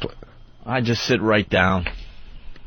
Like a man's man. You just open that stall and you sit right down. Take a seat. You don't take that cute little paper fucking cover out of the thing. You're not sitting there eating cake, my friend. You're taking a shit. I'll take a little look. Sure, I'll take a look and say, all right, well, I gotta wipe this up a little bit before I sit down. But that's about it. I'm not taking those freaking paper things. No. I've never used a paper thing. Someone the other day was talking on the show about building a nest. I don't build nests, none of that shit. I just sit down, do what I have to do, and get the hell out of there. You are you're out of control. You're crazy. Get the hell out of there. I clean off, man. I won't put the paper down. And I rarely clean my hands after I take a leak. Well, you got rarely. And I'll never do it. And it comes up here because we run, during breaks to take leaks and stuff. And every once in a while we'll have a guest or a fellow comedian in, and they're like, "Dude, you don't wash your hands after you take a leak?" I'm like, "No. This part is the cleanest part on your body." No, it's not. Yes, it is. Your hands are so much dirtier than your dick. Yeah, but guaranteed. Yeah, but put it this way: if you're touching the door handle and I got to touch it, I'm touching the same stuff you're touching with your hands that make your hands dirty. You've been doing it for over 10 years. I know. And what has happened? By proxy. What has happened? Giving Opie a hand job by proxy every time I open the door. Nothing has happened. No, it's just kind of gross. It's all paranoia. What you don't know, it can't hurt you. It has nothing to do with you think you're going to catch anything. But it's so ridiculous. People go, I can't believe you don't wash your hands after you take a leak. It's the cleanest part on your body, I think. Nobody washes. I mean, you don't have to wash your hands unless you work in a restaurant. Who cares? I mean... Right. The other remedy, because I had two... when I would go out to my grandma's beach house. What are you getting? Yeah. I just need more water. Oh, when I would go out to my grandma's beach house in Wading River on Long Island, and my parents just didn't believe in suntan lotion at all, and we would believe in it. Well, it might have been. It exists. Look, it might have been another one of those. You have 7 kids, you got to kind of like Yeah, cut corners. You got to cut corners, and that's brilliant to cut corners on sunscreen for your fucking kids. Margarine. Holy crap, nothing. And look how white I am. Yeah. And then stupid me, I would like lay down like this with my hands behind my head. The most tender part of Opie's arm. I would get the really red sunburn on my underarms and this skin over here, just burnt to a crisp, as red could be. And then I tell the story all the time. It's the truth. Then we'd sleep over at my grandma's house in army cots. I don't know why she had army cots, but she had many army cots in her beach house. Those are comfy material. Burlap. Yeah. Army surplus burlap. And then wool blankets. And it's the middle of summer. I swear to God. It's wool like sandpaper. Blankets. I don't know. To this day, I don't know why we had wool blankets in my grandma's house. I don't know why. And I don't know why not one uncle or aunt or my mom or my dad... looked at my grandma and said, wool blankets stink. They're absolutely awful. Yeah, they hurt. And then, I'll have an aunt or something, and it'll say, you should be thankful you had a nice childhood, blah, blah, blah. But the wool blankets after having a really bad sunburn on the beach, and, of course, no one really tidied up, so you're already sleeping in an army cot that has sand in it, and then you got the wool blanket, and it's like, July and August where it's 90 degrees at night, and you're sitting there suffering with sunburn. Comfy. So I'd go to my dad and beg, I need some relief here, help me out, what the hell, this sunburn is killing me. So his home remedy was vinegar. Wait, after the sunburn? Oh yeah, he would rub it on my body. Vinegar. What would that? It did absolutely. What did it do? It was supposed to take the Make sting. you stink. It was supposed to take the sting out of the sunburn, but yes, Anthony, it just made me stink. Like vinegar. But that was his home remedy for that. Like He had salad. He had two home remedies: the athlete foot thing and the sunburn vinegar. Neither of thing. which worked. No, not at all. Wonderful. Absolutely not. So little blankets. That's tough. Swear to God. I mean, people, these stories come up every once in a while. People don't believe it. They think I'm making it up. I got to get my cousins in here and my brothers. It's tough. I mean, after laying on the beach all day. Some kids in some countries, live in huts on the ground, and you got to deal with a wool blanket. That's a tough life. It's America. You're a kid. You don't want to sleep in an army cot, You know how Rich. awful a wool blanket is, even on a nice winter day? I don't even think they use that in the army now. That's what I'm saying. The cot's got to be the worst. It was awful. Or you'd have to share a bed with, like, two of your brothers, It was weird. It's one of those cots where if you turn the wrong way, your thigh gets pinched where it folds. Oh, yeah. Like those old reclining things that were out by the pool when you were a kid, the metal ones. And your thigh used to get pinched in the point where the chair would bend.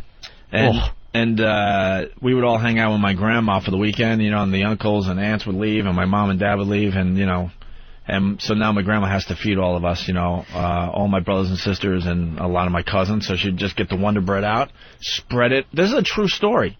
Spread it out on the table, get the tub of margarine. Was it Wonder Bread, though?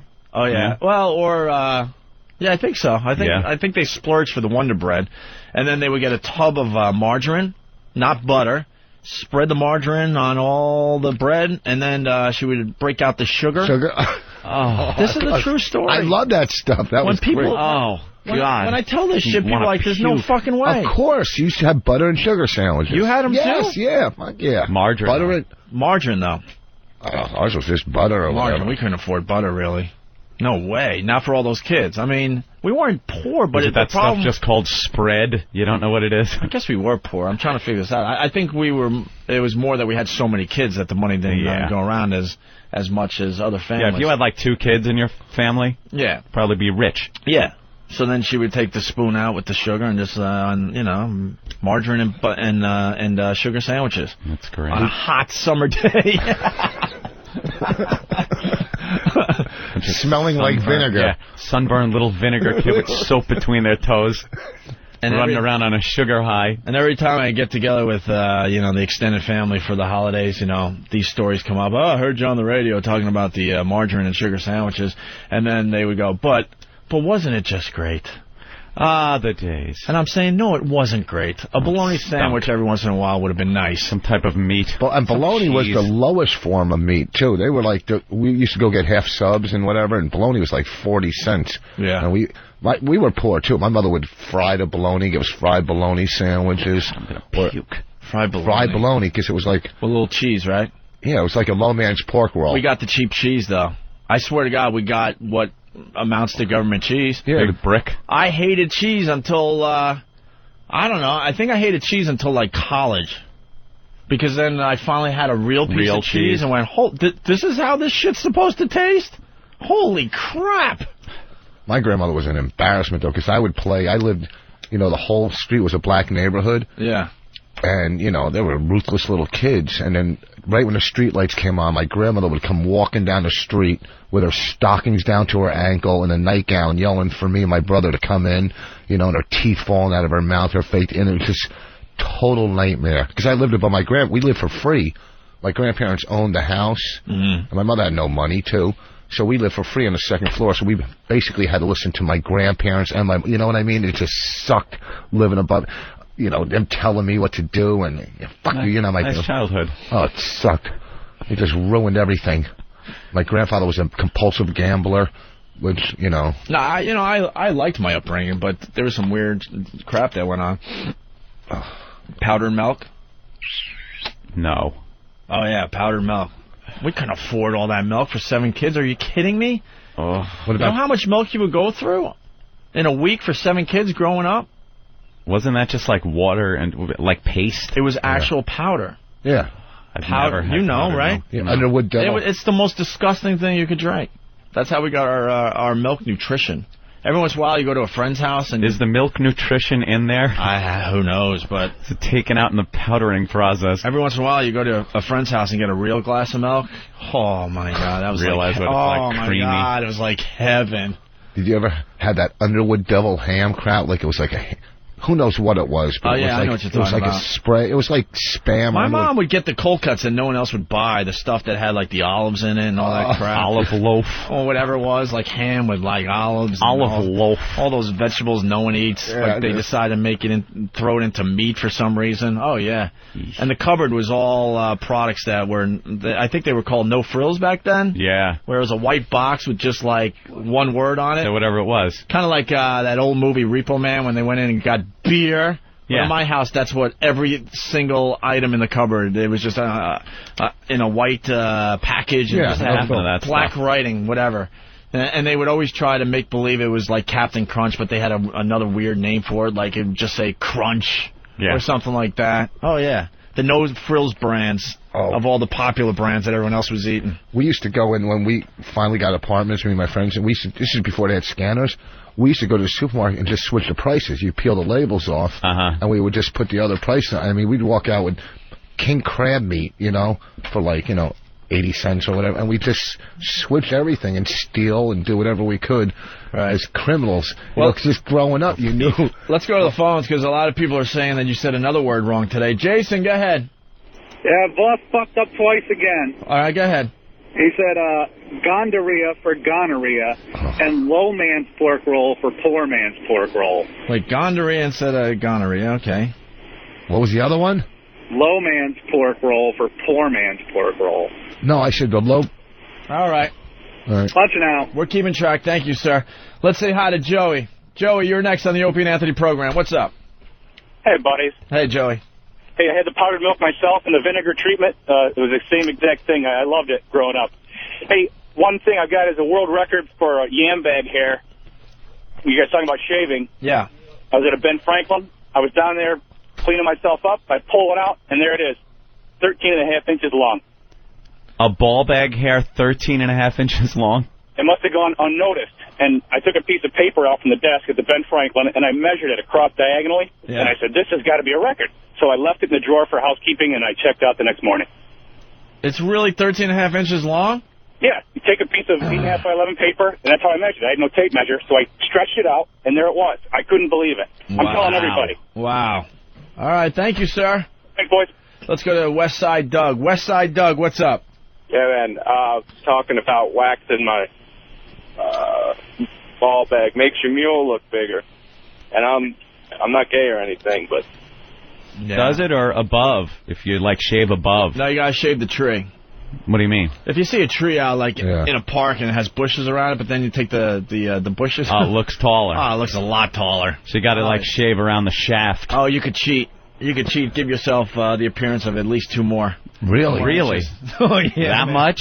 Well, maybe a slight exaggeration, but you could definitely... A lot of hair. You could definitely... A lot of brush. You know, in the schoolyard around the trees, there's no grass at all, they have this circle of dirt. Yeah, that's what you gotta do. Put some brickwork around it. Something like, look all fancy. That's an impressive tree. All about the maintenance, boys. All right. Maintenance. I gotta fly. Punching out. All right, thank you, sir. All right. Crab story? Yeah, we got the phones are lit. So we'll take a break and we'll continue with the phone calls. My throat is freaking killing me as the show continues. You need some of that stuff. I need the... How do you get that? I need that, the Uber penicillin. What the hell is it called? Zithromax. What is it? Zithromax. Yeah, that's the stuff. I am Zithromax. That's the stuff that kicks it right out of me. I got to figure that out because... Yeah.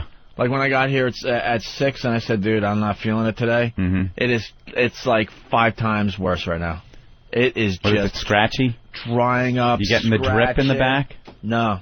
Does it feel like you have a big ball of snot there that won't go down? No, it's just all about the throat. That's the worst, when you're trying to swallow something, and then you realize there's nothing there, I'm just getting sick. It's just feeling really, really dry. Yeah. What is that? Really, really scratchy. Theraflu? Does it make you drowsy? I think that puts you out, though, right? Does it? What does it say? Let's see. Do not operate heavy machinery. Where's the warning on the Theraflu? Microphones. Overdose warning. Warning. No. Warning, danger. Other information. Help me out, Anthony. I'm looking. Yeah, I don't see that. I don't see that it's drowsy. Do not use more than directed. Avoid alcohol. Drowsiness may occur. Oh, where? Where's that? Top. First thing, be careful when driving a motor vehicle or operating machinery. Where the hell? Excitability may occur, especially in children. Oh, okay, I see it. There you go. All right, I gotta wait. You don't even have to put show. this in. You can just snort it. I gotta wait till after the show. What are you supposed to put it in hot water and drink it like tea? Yeah. Just drink it like tea. Acetaminophen. This type of stuff, you throw it in water and just slam it and get it over with. You got to get the penicillin. Yeah, I got to call my doctor today, or maybe some will just mysteriously show up at the front door of the station today. Oh, is that it? The sooner I get it in, the better I'll be. All right, we'll do this and then we'll come back and do a little more.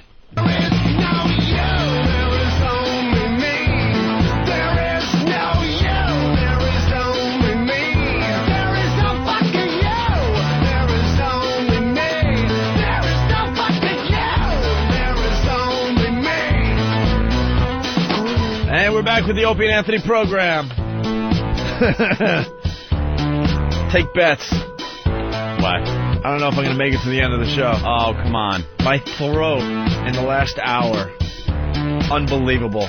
Every freaking year I get this thing. Yeah. And I think I got it from my brother.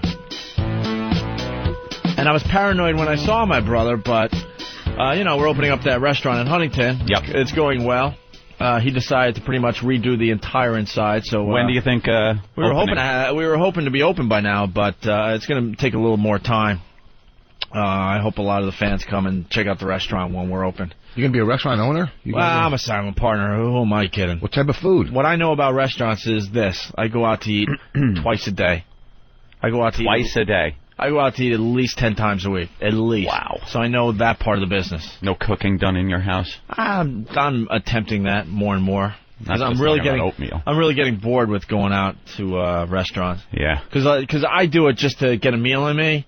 But every place you go and eat, they want to do the entire thing with the service and the you just want to get in, eat. I want to get in and yeah, exactly. But in my neighborhood, they're trained now. They understand when I'm coming. Yeah. They understand to get the food out immediately and throw the bill on my table immediately. Yeah. It's all about just getting, lunch in and going home. It's New York. They're used to that. Not really. Because they want to give you the whole presentation. So that you get the big tip. But they finally realized, wow, this guy's in here, pretty much every day for the same, food. Yeah. So they're getting it finally. But I went to check out the progress on the restaurant. My brother's working like an animal there in Huntington. It's going to be a great place. And he warned me. He said, man, I'm not feeling right. My throat's a little weird. Uh-oh. And I'm like, oh, how bad could it be? So I showed up, and I didn't get anywhere near him. Mm-hmm. But still, maybe that's what did it. Could be. Because now I'm just feeling it.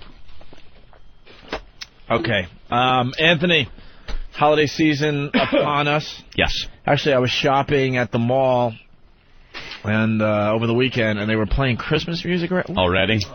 What is that about? They said that this morning they have Christmas lights across the street in front of Route 57. Really? Steve and I were looking at this morning. It's November 8th. What is that about? When we were growing up, Christmas started right after Thanksgiving, obviously. Thanksgiving Day Parade. Yep. There's Santa to end the parade. And starts Christmas. Holiday season is finally here. Christmas season is finally here. But I was in the mall, and I actually said it out loud, and a bunch of shoppers started laughing. I'm like, fucking Christmas music already? And everyone started laughing, because they were thinking the same thing. And I don't know. I don't know what that's about. But now there's stories on the news and stuff about the Christmas trees and the decorations and this and that. And in the radio world, they're all wondering what radio station's going to go all Christmas music this season. What station's going to be the first one to do it this year? Change format for Christmas. One station where they don't want anybody to listen to them. And they wonder why all the stories on TV are about satellite radio and not about regular radio. That's their big idea every year. Wow, we'll turn our radio station into Christmas music 24 hours a day. That'll get the people listening. So anyway, we caught this little story on the news this morning. Washington, D.C. got their Christmas tree already, or it's on the way. And then what we want you to listen to here is the wacky newsreader with her wacky comment about the story. Yeah. We want to start playing more of these because these guys try to, improv on the spot when all they are newsreaders. They got a monitor in front of them and they know exactly what they're supposed to say. But every once in a while, these people try to take a chance and say something off the cuff. And this is what was said this morning. Washington, D.C. is getting a new addition. The Capitol Christmas tree is on its way from the Santa Fe National Forest. The annual cutting took place yesterday. The spruce weighs 8,000 pounds and is 83 feet tall. It'll take approximately 14,000 lights and ornaments to decorate it. It's the second time a Capitol Christmas tree was chosen from New Mexico. Can you imagine trying to get that one into the Christmas tree stand while arguing with your husband about whether it's straight or not? Not that I have any personal experience with that. It sounds like you might have. We'll have to get Rob's side of the story, too. Well, everybody can relate to that, I suppose. Everybody who gets the tree. She bombed in that. Guys, that's what we do in the studio. When something bombs, you go, well, just saying. I mean, everyone can relate to that, right? Yeah, sure. She probably had blank stares in her face. Of course. Can you imagine? Imagine putting you in a wood chipper, you stupid, unfunny bitch. Just read. You're there to read and look good. Shut up. Don't ad-lib. Stop it. And she probably had, she couldn't wait to get that one out, too. Like, yeah, this she was is all the one proud that of puts it. me over the top. Happy with her line. Yeah, another big story today. Howard Stern cannot wait to move to satellite radio. In fact, he talks about it pretty much all the time. The promotions are not making his current bosses at all happy, and in fact, they're keeping him off the air this morning. Fox 5's Lisa Evers is in Midtown with the story. This is another promotional stunt. Liar, whore, and you know it. We have people deep inside Infinity, and the fact is, Howard was taking today off. Yeah. But the news crews bit. They bit. So they're all talking about how he got suspended. Bullshit. Of course it is. Absolute bullshit. It's a stunt. He had the day off. Penciled in already. All radio guys have done this over the years. Yeah. Actually, I don't think we ever did a fake suspension, did we? No. You guys had too many real ones. I know. People thought we did. Yeah, but we were getting suspended so many times. People like, these are fake, right? Gotta be. No. Eventually they fire these guys. They wouldn't just keep suspending them, yeah. Especially in Boston, we got suspended. I can't even tell you how many times we got suspended. They didn't know what to do with us. They just kept suspending us.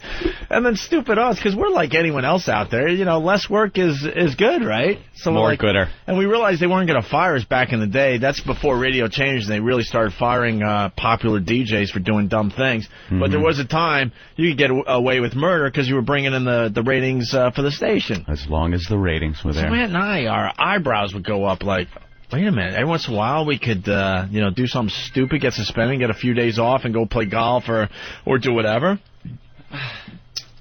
Hello? What's going on? Pookie? Yes? Hi. I know. Yeah. Oh, I'm on the air right now. I'm doing a radio show. It's my job. Who is it? The Body Shop. Can you get my door? Mm-hmm. This is great. Yeah. Wow, it's another Body Shop stunt. Yeah. Well, I'll take this time to spray the old throat. Right. Okay, well, I'll call you afternoon, let's say. All right. Now I can talk for another 3 minutes. I'll check my voicemail. Thank you. The wheels are falling off this one today, man. The wheels are just... Oh, my God. What the hell's going on? I've had a problem with the Cadillac, the SRX. It took a hit to the door in a parking lot, and they have to replace the door. Apparently there's no Cadillac SRX doors in the country. The whole country. Nothing. None. So you're going to have to get like one of those other doors? No, I don't want that doesn't match the car? No. You're going to have like an orange door and it's a black car you got? Isn't your car when I new? see that on the highway. Yeah. Isn't the SRX a new car? Yeah. Well, couldn't you call Cadillac? You know, I mean... No, that's what I'm going to have to do. And say, do you have an extra door kicking around? Let's say hi to Craig in New Jersey. Craig, what's up? Hey, guys, what's going on? Hey, Craig. Listen, just driving in this morning to New York City. As soon as you get up the turnpike by 495, which is a major, traveled route, there's a picture of you two knuckleheads up on the billboard. Oh, really? Nice. Yeah, nice exposure there. I heard they were going to promote us in the month of November, so I guess it's starting to happen, because we were talking earlier that we're in the latest issue of Rolling Stone magazine with a pretty nice-sized ad, and got some billboards on Long Island, now a billboard on the turnpike in Jersey. All right. Nice shot, guys. Good job. Keep up the good work. Thank you, sir. Take care, guys. Good to hear. All right, we'll move on to other things here today. There are women out there saving themselves for marriage. Do we have the technical virgin spots there, Eric? Yeah. Can you find those for me? They did a story on Good Morning America, teens saving themselves for marriage. When it comes to sex, 19-year-old Shelby Knox has decided to wait. I think that purity, not having sex before marriage, is an important personal decision. When I was 15, I took a pledge to remain pure, sexually pure until marriage. That was 4 years ago, and I have remained sexually pure. 15-year-old Annalise Wirch feels the same way. To me, living a pure lifestyle means stay away from things that could possibly harm my body or to me are morally wrong. Things such as smoking, excessive alcohol, drugs, or premarital sex. For a generation weaned on Jessica Simpson vowing her virginity until marriage, many teens today are joining a growing trend called Generation Pure in this month's 17 magazine. I don't want to do illegal drugs. I don't drink to the point of getting drunk. When I have sex with someone, it will be with someone I love and not some random person I met at a frat party. That's wonderful. Great. I started my life down the old Christian road myself there. You did you? Or they were attempting to, get me to join the team there. Yeah. Join the cult. And I was just talking about this over the weekend. I almost went to Catholic high school and all that crap. Ooh. Went to religion class every, Tuesday night. Priesthood? Nothing like that. But, I don't know, man. The sex thing? Yeah. I think sex is obviously a very important part of your life. Yeah. And it's great that these women want to wait, and you hear guys that want to wait. What if you marry one of these people and they just suck in bed? Then you're stuck. Yeah, true. You need to test drive. I was going to say, the old joke, you got to test drive what you're getting. Yeah, but if you both wait, then you both might suck, so you don't know what good is good. You know what I mean? But these girls that wait and at 15 or 17, they're still letting you, they're still giving head. Well, that's what they're saying. They say a lot of girls remaining a virgin are still giving head and anal. How about that? Yeah. Saving the vag, but they're just chewing up that ass. Oh, her husband wants to flip him over, and it's just, what the hell happened back here? Jesus.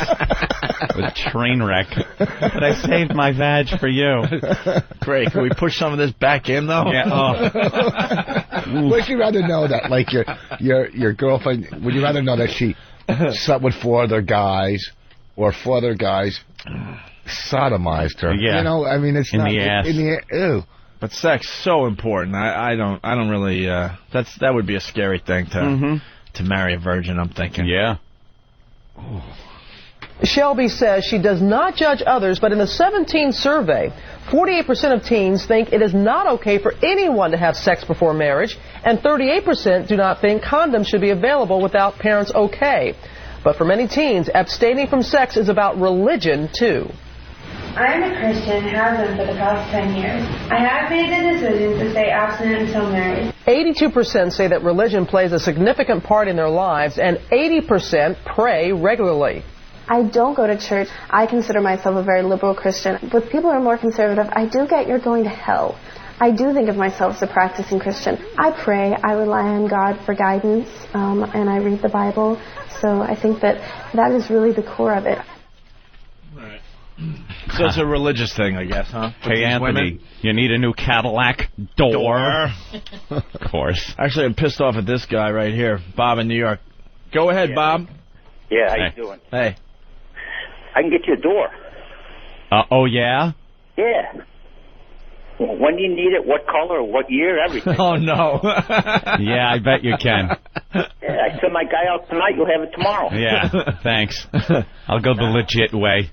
No, this is okay. You want someone to just drop the door on the front stoop tomorrow morning, Anthony? In front of the station? In front of the station? Yeah. No problem. I'll give it to your bodyguard out there. I'll leave it right in front. Yeah. What color? What color? Just in case. It's blue.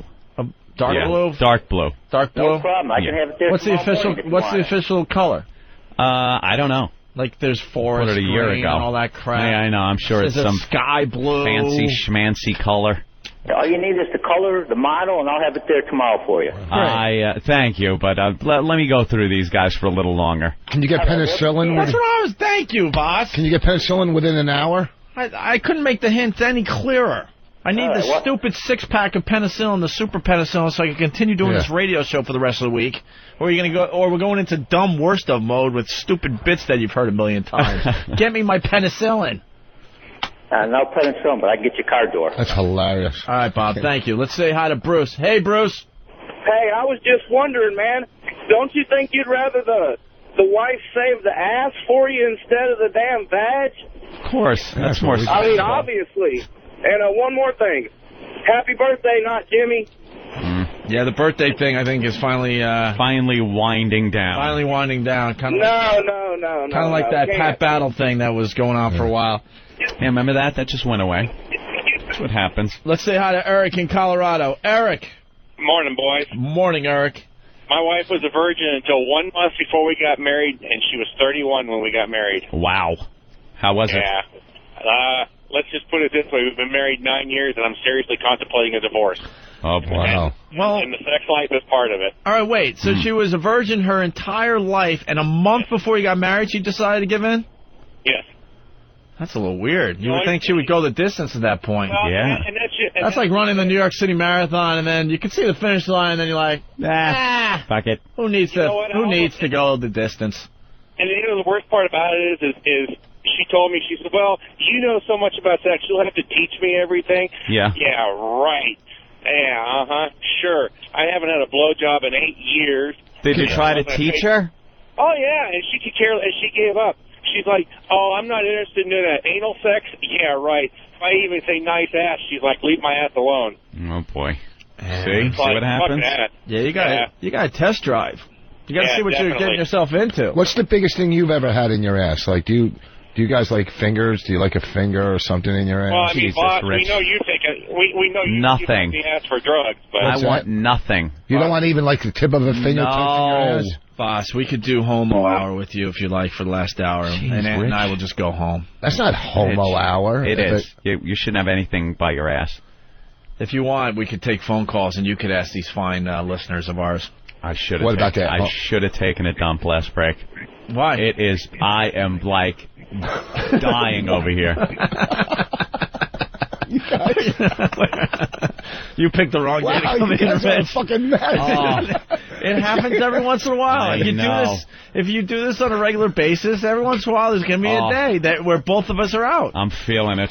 There are many days where I'm so gone, sorry and funny, or Ant's in another world, but then the other guy steps up and takes over. But today we're both hurting bad. I swear I am going to have to go into the bathroom.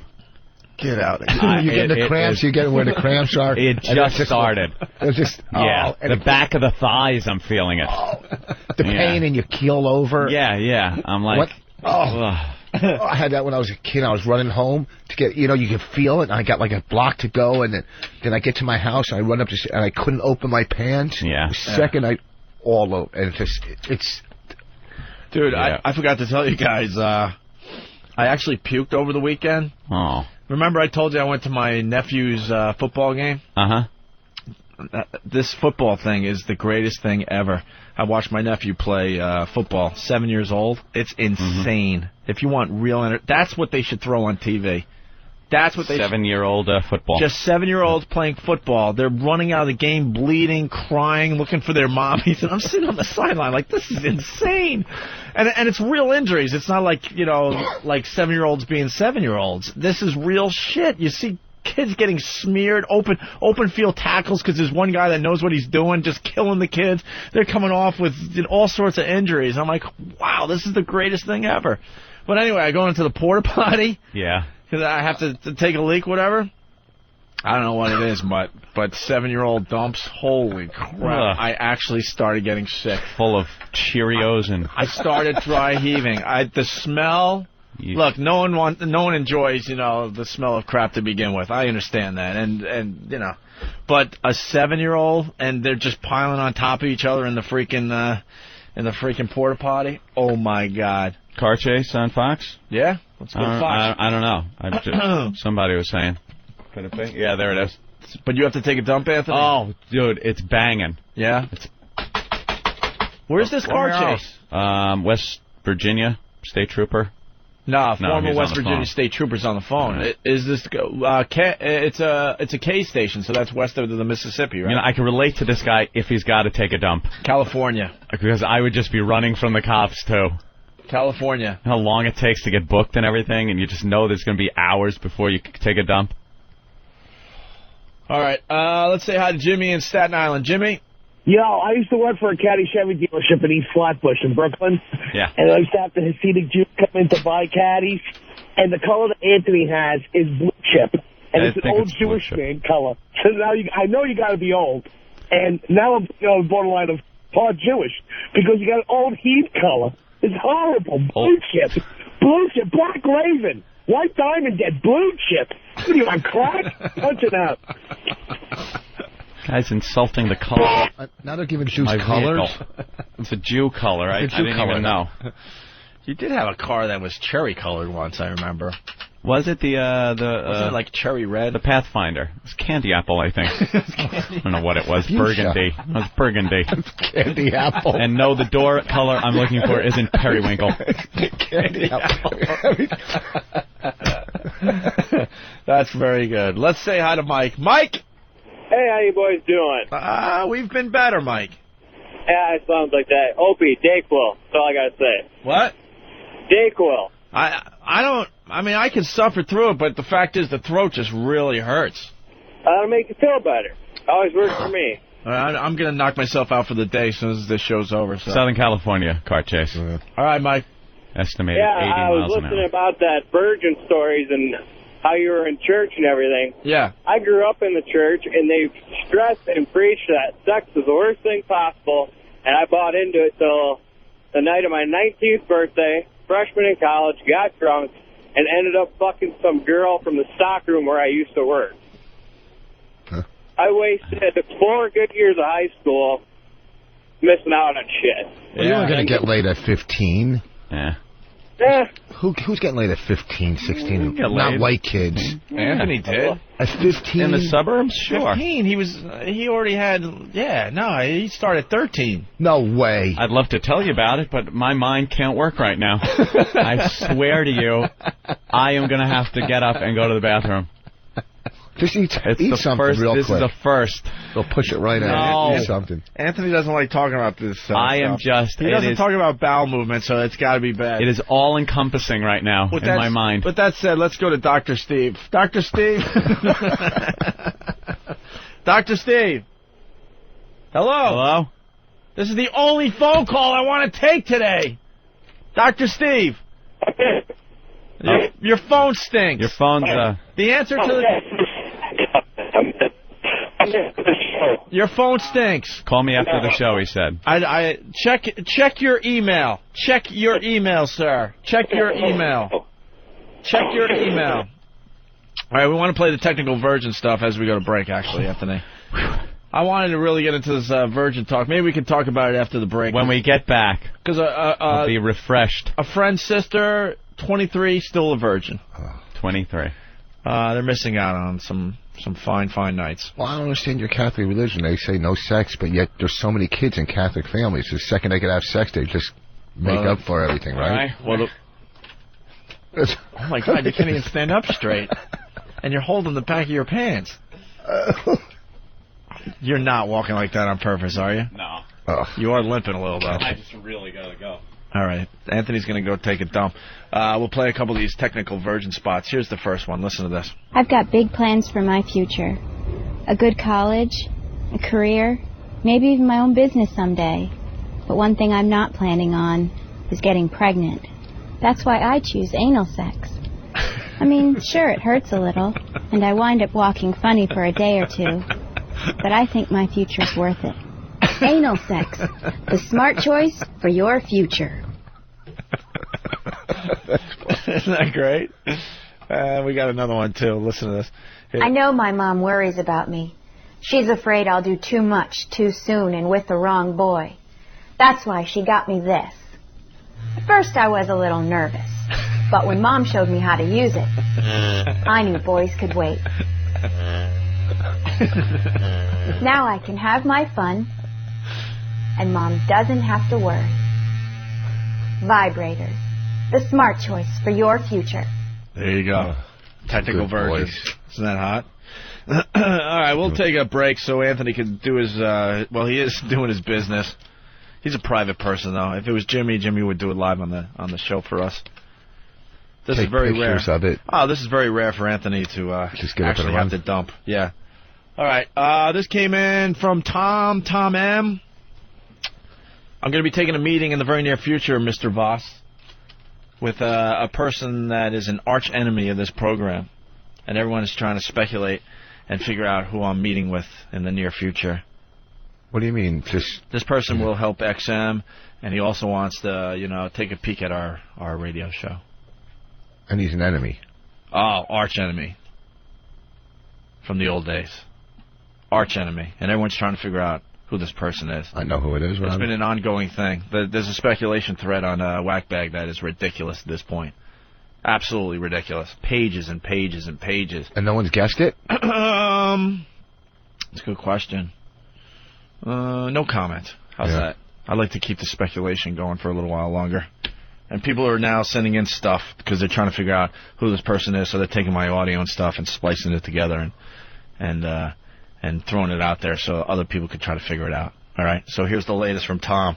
Tom's very obsessed with this because this is the second one he's done, right? Mm-hmm.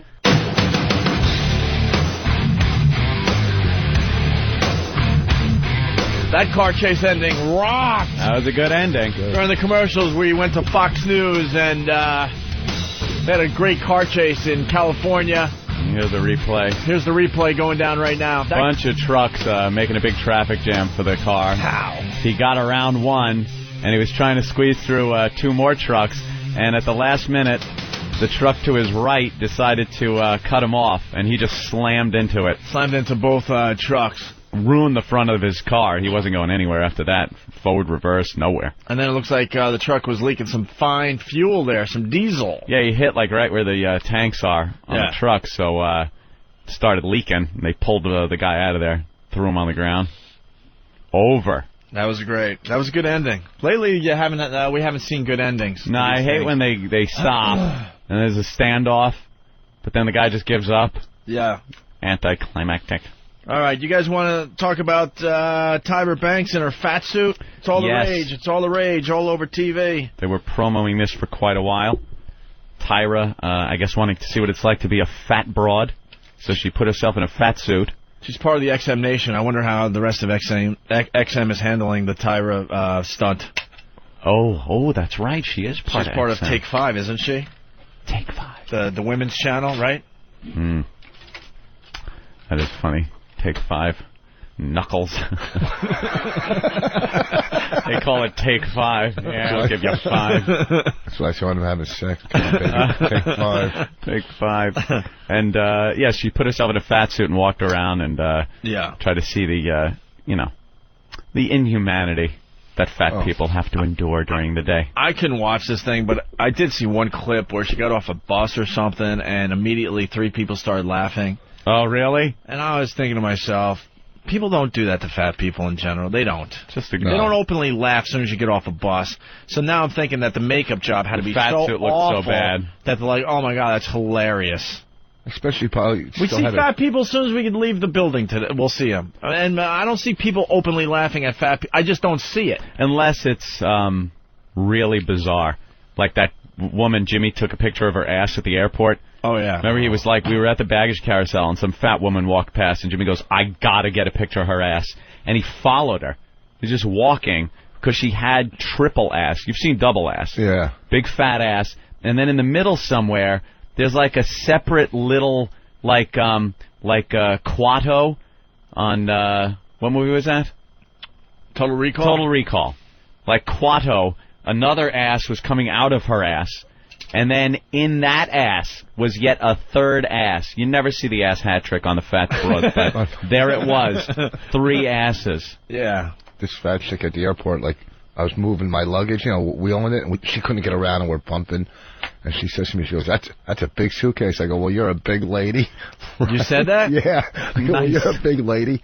And then I'm going up the escalator, you see where the husband pointing at me. What were you going up? I was going up the escalator. Oh. Why, what do you think I said? I thought you said escalator. Did you say escalator? Probably did. Jot it down, because I know I heard it. I can't even keep track anymore. There's so many. The escalator. You want to say insulation earlier, and he said installation. Installation of the escalator. You want to say oatmeal earlier, and he said oatmeal. And you want to say... gonorrhea, but he said gondorrhea. Gondorrhea. I'll tell you what. And now you're saying he said what?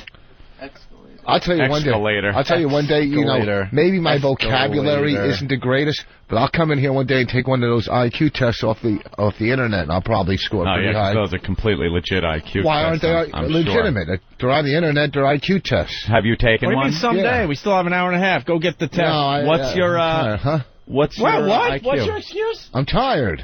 To take an IQ test, you got to be kind of like... You're just bragging, then you could do well on one of these internet IQ tests, so let's do it.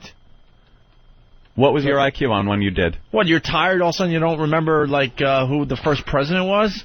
It's more a logic problem. Yeah, it's logic. You got to figure them out and if stuff. This box was folded up, what would it look like? Yeah. If this flat piece was folded on the lines, what would it look like when it's done? If you're a 15-year-old girl who isn't going to fuck you.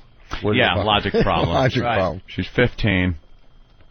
Dee. Good morning. How are you? Dee, we love Dee. She works in Washington, D.C., and she's trying to do a talk show. Dee, we'll get to you, but you could maybe help us through the segment a little bit. We're talking about Tyra Banks and her fat suit. Okay. I didn't see the show, but okay, tell me. First of all, we're thinking that people don't laugh at fat people. No. She's trying to claim that she got off a bus or something, and immediately 3 people started laughing at her. And I don't see people laughing at fat people as I go about my business. Now, Dee. Yes? You're cute as a button, but you're a chubby girl. Let's be honest. She's not that bad. I said chubby. Big-boned. Why are you calling her fat? Me, I'm saying I'm skinny. Like, I wish I had a little more meat on me. People are made in different shapes and sizes, and apparently, I'm not saying anything bad, because Dee does great for herself. FedEx guys, counterfeiters. No, UPS guys, not FedEx. Oh, UPS guys, FedEx guys. She loves UPS. But do you find people, treating you badly? No, I think it's all about, you know what, God made us all different. You got to be happy with what He gave you.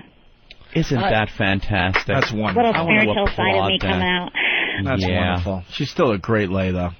What? She probably tries harder. Yeah, you definitely try harder with the BJs and stuff. You know what, I'm not going to talk about that. Well, we hear the girls try harder if they have a few extra pounds. I don't know. I don't buy that God makes us all different. I mean, because when you come out of the womb, you're not 400 pounds, You know what? I'm not saying Dee. I don't even know her. I'm saying people You in are general. born with a body type, and then it's up to you to decide, I'm going to be on the lower side of this body type or the higher side of this body type.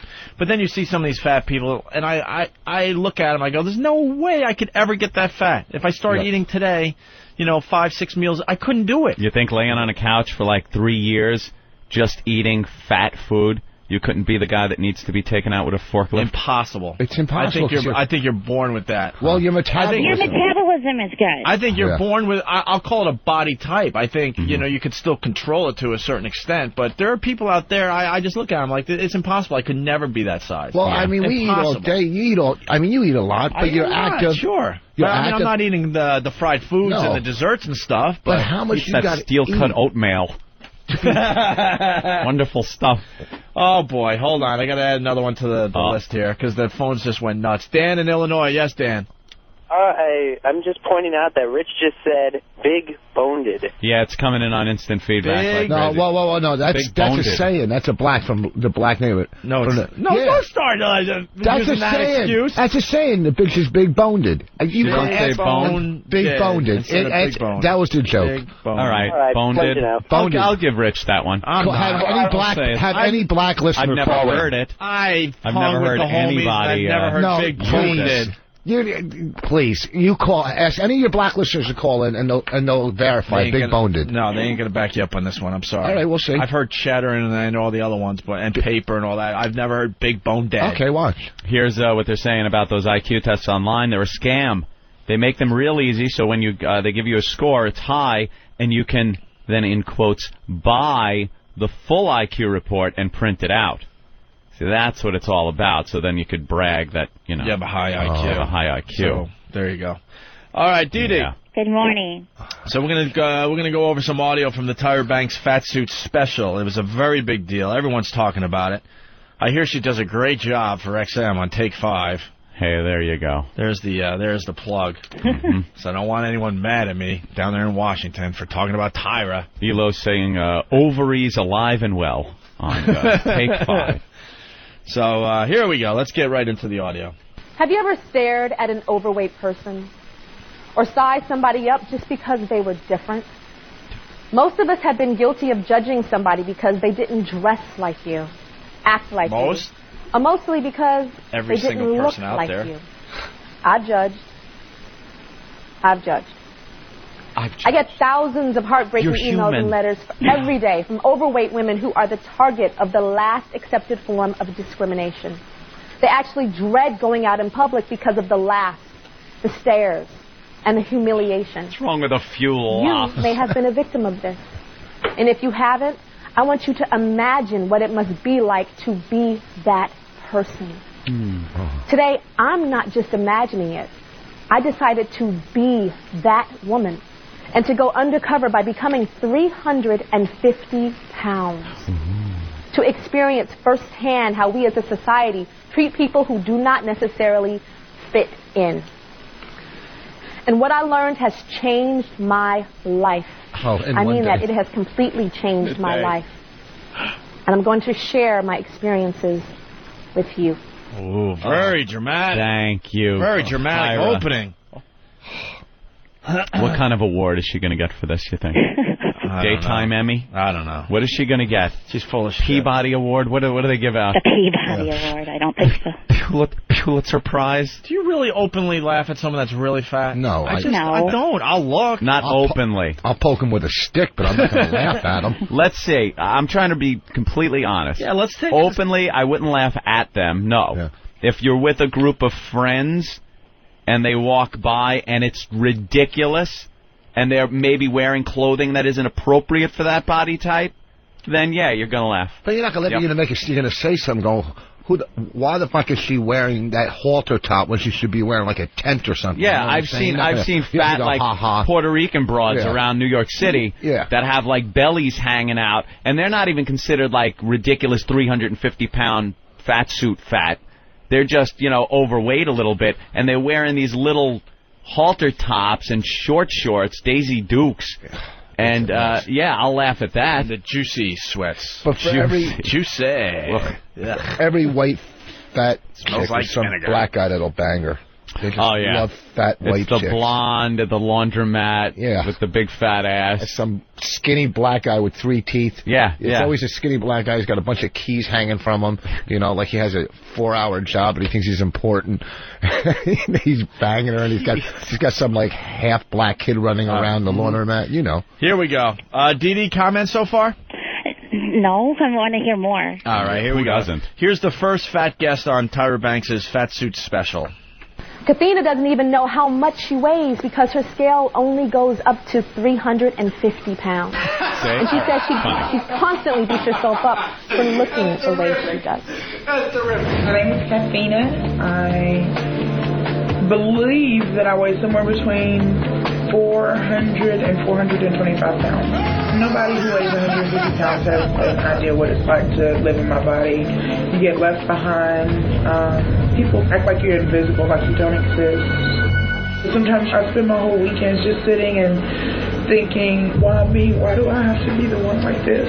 Why do I have to be fat? And why do I have to go through this? It's not easy for me. I don't want to be like this. Tyra,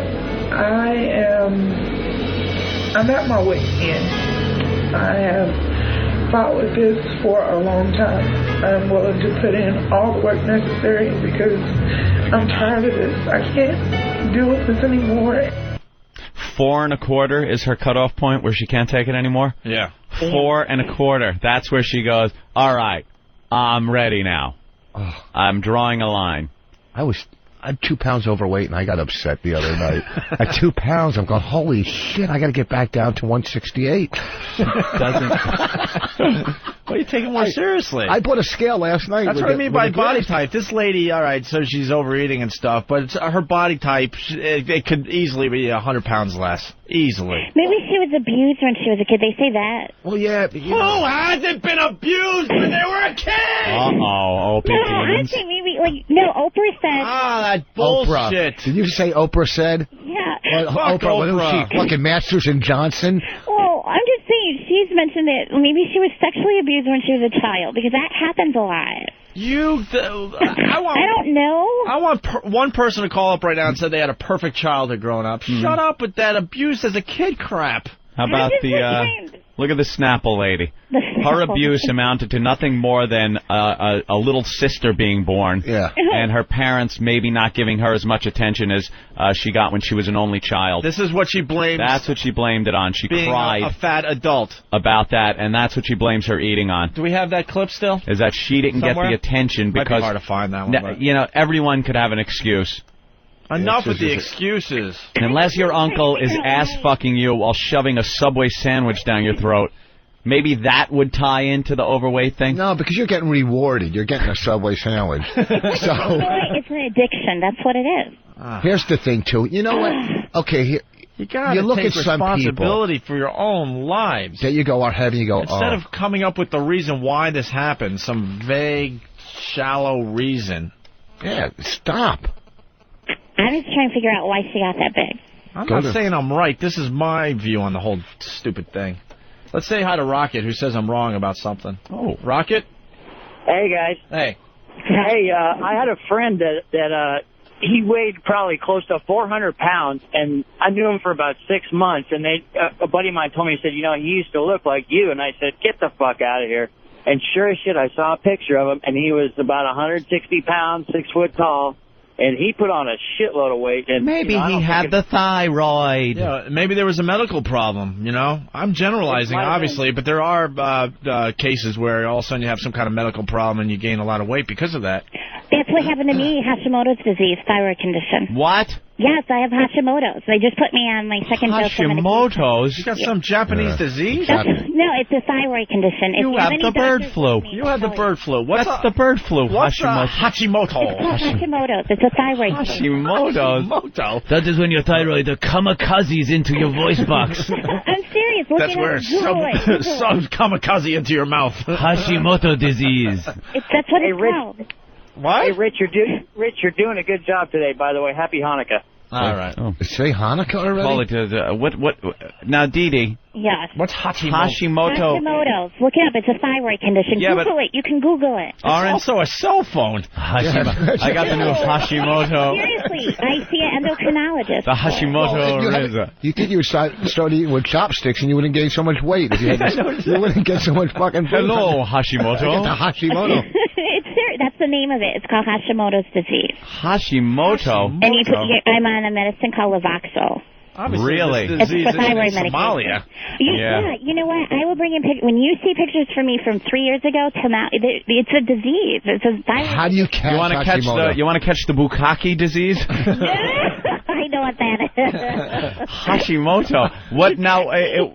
Aren't there medications for thyroid conditions? Yes, they put. It's called Levoxyl. Well, I'm on Levoxyl So why aren't you down to? because it takes time. It takes. You know, they got the cure for the Hashimoto. Really? What is that? It's called the salad moto. It takes.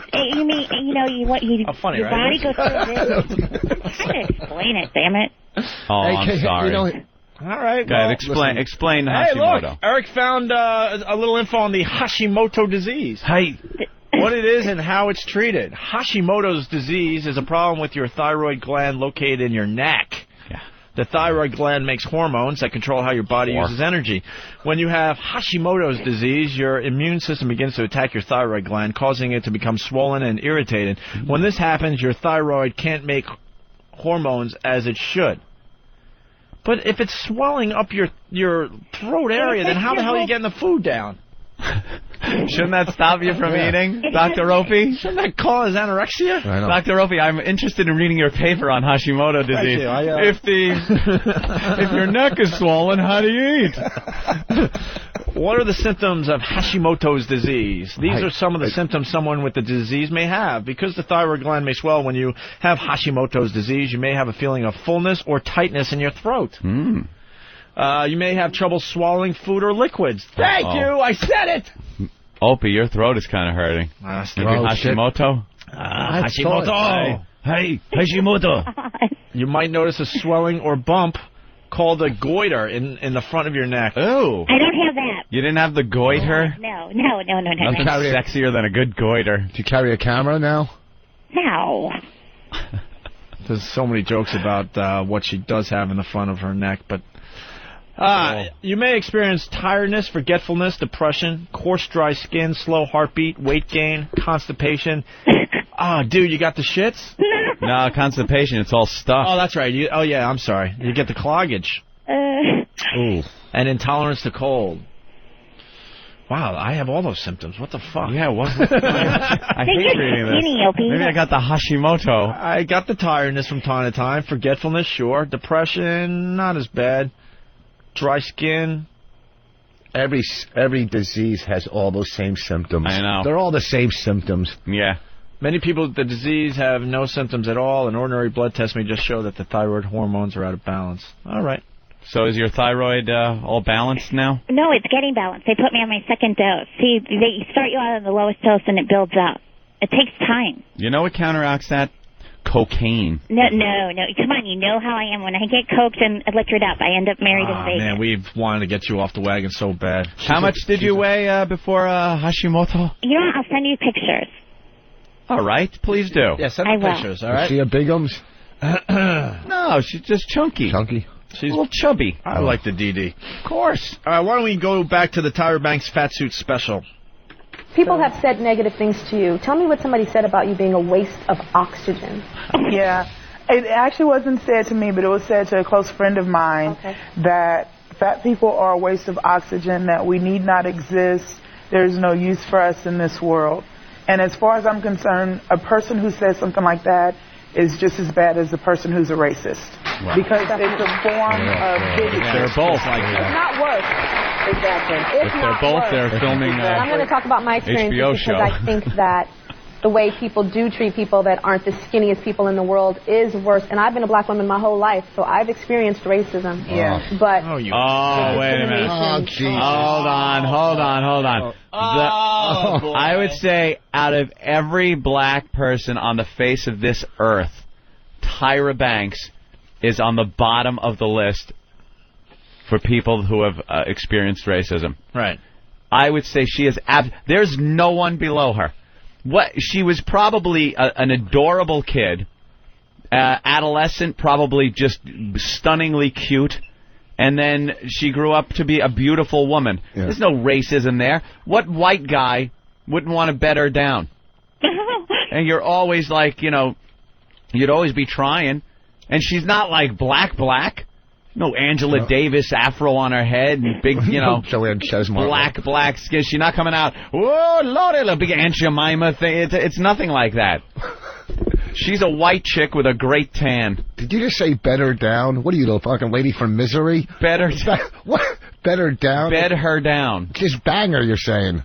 Yeah. Bed her down. Better well, listen, Mr. Man. Down? No one says better down. To bed her down. Bed her down. Not better. You're saying better down. No, better down. All right, well, write that down for me, Ope, and we'll keep score. And at the end of the show, if they've made numbers that go up high enough to count Rich's score.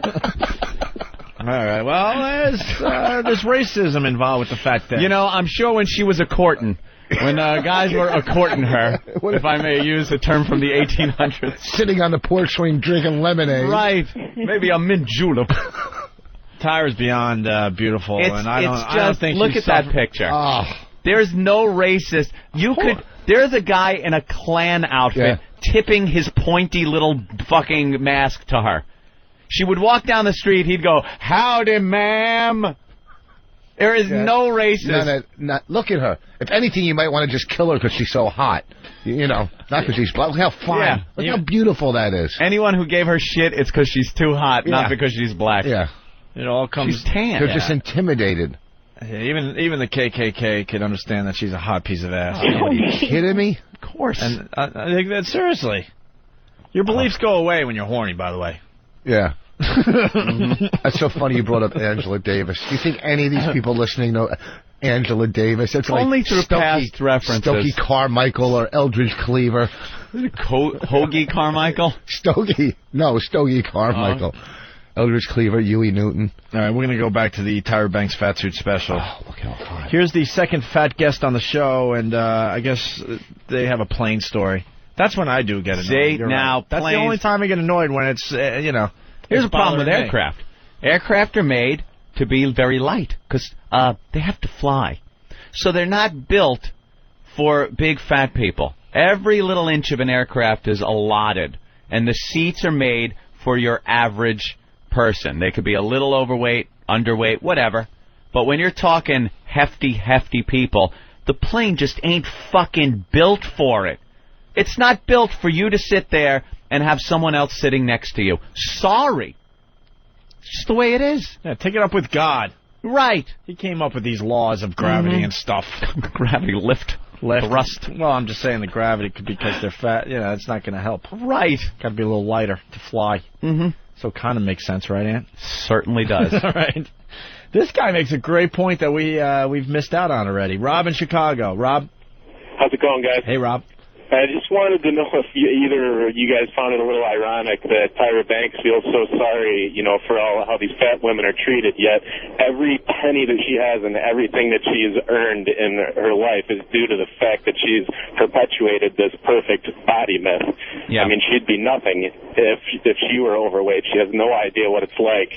Right. And, now she's all boo-hoo. Rob, you are brilliant. She only knows what it's like to be a beautiful person that is just accepted everywhere she goes, talked to as a beautiful person is talked to. She's exploiting the female form. Yeah, there you go. Well, but and she can put herself in a fat suit for a week, a month, a year. It doesn't matter. Doesn't matter, because until she's really fat and walking around, she just won't know. If she wants to do a really brave show, she should gain the weight. Gain the weight, or take up the subject how a lot of young girls are emulating Tyra Banks and Tyra Banks. Excuse me. We're all turning into Rich here today. Tyra Banks, and other models. They're trying to get as thin as possible and stuff. Yeah. Because they see Tyra Banks in the magazines and stuff. That would be a brave show to take on that subject. Did you see those two ladies? The old ones are like 40 or 50, and they're anorexic. They're like 40 pounds each. Dude. Did you see that? Ask Lindsay next time you see her. They're doing this on, what show is it? I don't know. Not Entertainment. They're all the same show. The Insider? Yeah. I don't know. I just saw them. It was the one that Kathy Lee Gifford's now on. They're, and they're doing it because we're just gawking, Where are they, in The London? skeletons, the bags of bones. Can we get that audio? That's another thing I missed out on. Yeah. I should have told you guys.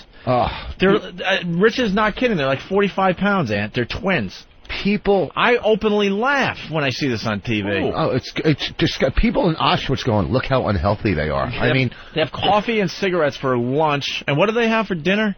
I couldn't listen or watch. After I saw them for like a minute, I go... They went into their cupboard, their kitchen, because they live together. None of the appliances are plugged in because they have no use don't for need it. them. And then their cupboard had like, I think it was a can of beans or something. One of the most healthiest things you could get in a can. And she's like, I don't eat that because it has 2 grams of fat. What do they eat? I don't remember. They have to eat something. Even anorexics like a have salad to, or something. Baking soda. What do they? Oh, it's great though. Water. Air Parmesan. Actually, it is. I mean, that's just as bad. It is Stokey and not Stogie. Adam. Stokey. Hey, midget digits, it's Stokey Carmichael, not Stogie Carmichael. I said Stokey. That's what I said. Stokey. Well, we'll have to wait for the replay. All right, here's the rest of that racist comment. Fat and racism pretty similar. So I've experienced racism. Yeah. But the discrimination that I felt when I went out and put on the weight was a totally different thing and was way worse than being a black woman. Way worse. No. It's way worse than being a beautiful model black woman. Beautiful model black woman. Why don't you try to change things, gain 25, 30 pounds, and still walk the runways? Yeah. You got a lot of power now. Why don't you try to change how we look at people that are a little overweight there, Tyra? When I got on the flight, the captain and the stewardess were looking me head to toe, which made me very uncomfortable. And happens then, when she's not in the fat suit. They just told her to watch me throughout the flight, my flight attendant. So watch you throughout the flight? Yes. Why would they say to watch you? If I were to lift my armrest or take my seatbelt off at any time during the flight, I was to be charged at the next airport. For another seat? For another seat. If you were to lift your armrest? Yes. I just want to say that my children... Wait. That's hilarious. Wait. I got a problem already. You lead it. I got a problem already. Come on. Charge her with another seat as she spills into the other seat. First of all, how does she get through security? Trying to do honest TV. Well, you gotta question that. That's just hilarious. Dude, airport security? Right. Doesn't see her in a fake fucking suit? No, this is another guest on her show talking about how she was on a plane. Real fat people? Yeah, I thought she took a little test. No, we're not at that point yet. This is just like, Jesus Christ, help me out here. How funny is that? I gotta start. Let me hear it again then. Yeah, listen to this. I'm sorry. Maybe I'll listen. It says second fat guest on the show talking about an experience she had on a plane. When I got on the flight, the captain and the stewardess were looking me head to toe, which made me very uncomfortable. And then they just told her to watch me throughout the flight, my flight attendant. So watch you throughout the flight? Yes. Why would they say to watch you? If I were to lift my armrest or take my seatbelt off at any time during the flight, I was to be charged at the next airport. For another seat? For another seat. If you were to lift your armrest? Yes. I just want to say that my children were sitting next to me, and It's okay. Fucking hemoglobin. Hemoglobin. I want you to take me back to the airplane because you were angry. And by every means you were angry, and you sued them, and you won. Yes, I did. You won. Oh, yeah. Great. My children were sitting next to me. Whoa, 3 little weebles sitting in their fucking seats. Mommy, I'm upset. Can I have some of the snacks you packed for the ride? First things first, write down hemoglobin.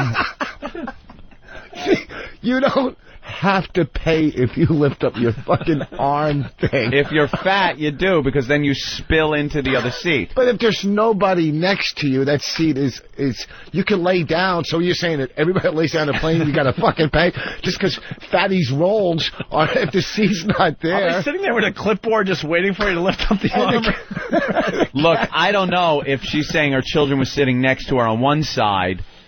Or there's an empty seat on the other side. There's an empty seat. Or somebody maybe sitting next to her. You know, whatever. You don't want to be subjected to that. To somebody lifting up. Imagine a fat person like that sitting next to you on the plane and they lift up the armrest. Yeah. And now you're inconvenienced by being squished over. Your headphone jack is plugged into her belly button because you're trying to fucking lift her fat up. And you think that little armrest is stopping the fat from going on top and under it and touching you? A little stress on that thing. There's still the fat is coming at you from every angle. So there's 3 inches of fat now touching you where the armrest is. It's like trying to hold mercury. Yeah. Just kind of keep it in one place. Dee Dee, any comments yet? No, I don't get the, why she would be. If she was sitting next to her kids, she said, right?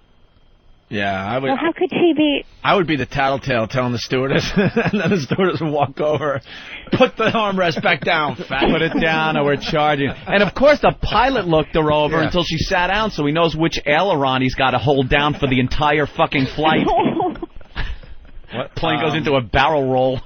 What is aileron? Aileron? Yeah. That's what banks the plane, Opie. If fatty is on the right side, you're going to have to give it a little aileron. And keep that right side up a little bit, a little down on the right side aileron. And how the hell do you know that?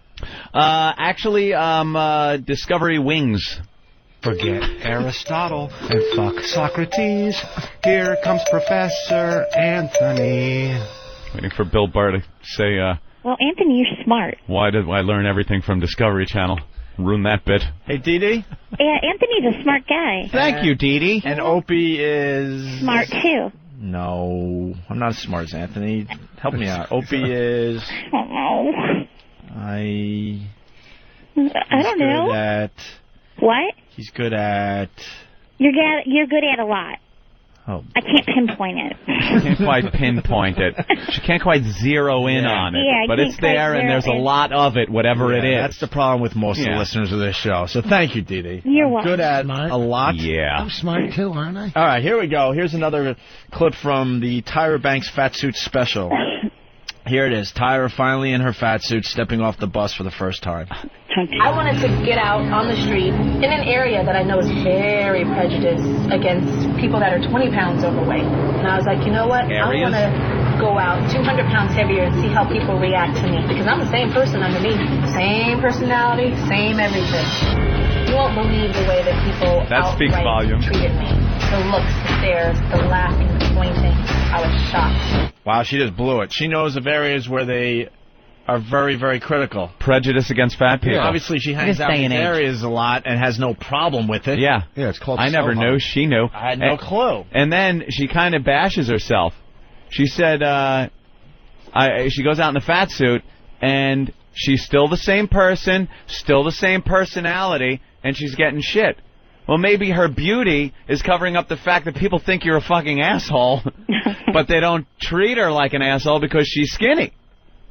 And then when she's fat and doesn't have the beauty to fall back on, her true personality stinks. That could be. Ooh. Right. Maybe. Here we go, another clip. Because I know a lot of people that are this weight. I personally know them, and you never see them eat. And it's like, when do they eat? And it's probably because they're embarrassed to be judged. That people are thinking, why are they eating? Not why are they eating that, but why are they eating? She knows all these people. Yeah. She personally knows a lot of people this size. Really? No, she doesn't. How many she hang out with? You know, they all hang. They run in their hot packs. And this, you know, and this hiding and eating when no one's looking.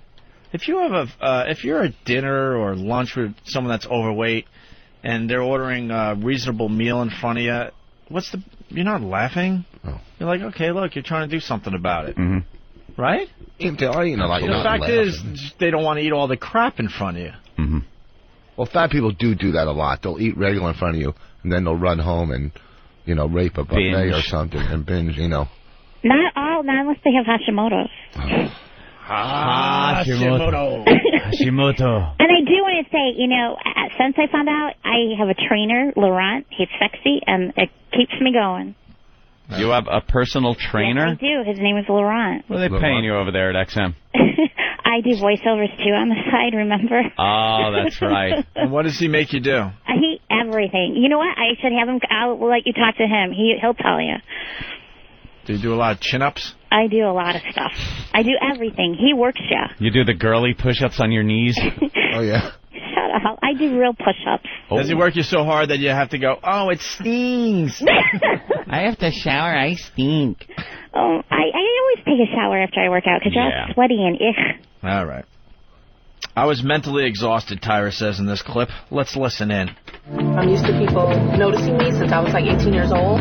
So I tuned that out, but I couldn't tune this out. This was a whole different type of stare. This was like a rude stare, and this was a like I wasn't a real person stare. You're in a rubber suit. How many people were staring? After so many hours of living this experiment, it was taking a toll on me. But I knew that at the end of the day... Oh, my God. This is way too dramatic for me. So dramatic. It was taking a toll on me. How spoiled are you? You can't wear a fat suit for one afternoon? Yeah, put anyone else in a fat suit and then walk around and go, yeah, people looked at me weird, other people ignored me, whatever. That's what happened. It's taking its toll. See, I'm so used to being beautiful 24 hours a day and just gawked over for my beauty that this was really fucking me up. What she was seeing was a lot of looks that we all get. You don't have to be fat. It's just the look of an average-looking person. There it is. This is what we deal with every day there, Tyra. Mm-hmm. Yeah. You're so hot that people look at you like they can't believe what they're seeing. Yeah, They're not looking because you're in a fat suit. They're like, look, another regular person. Everyone's got their cross to bear. I mean, shit. Rich? Or maybe they're just... When you had that, the hair? Yeah. The Jerry curl? Yeah, people probably stared at that. Yeah, because I was different. I had my big afro. Mm-hmm. Walk around with a big Cyrano de Bergerac zit on my nose.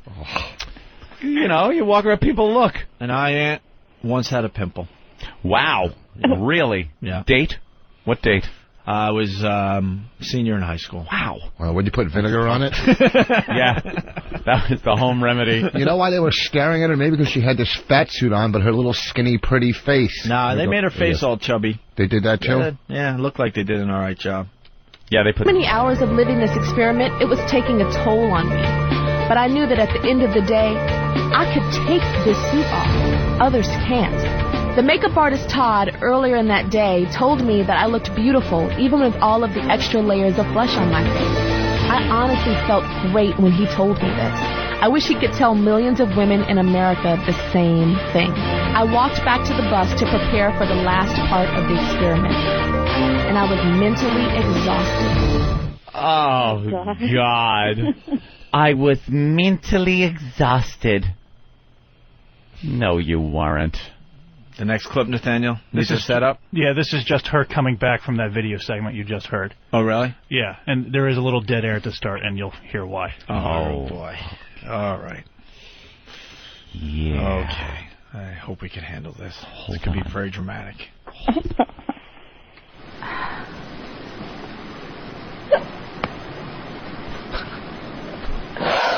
I was so hurt, you guys. And I know it's probably strange for you to comfort me, but I was so hurt. When I walked down a street, Robertson Boulevard, here in Los Angeles, that I have walked down a million times. And the first I stepped off that bus and I saw 3 people turn around, stare at me, start pointing, and start laughing in my face. And the thing that hurt me even more, and I can say this to you, was that they were black people. Oh. Yeah. And I was like, of course. We're black.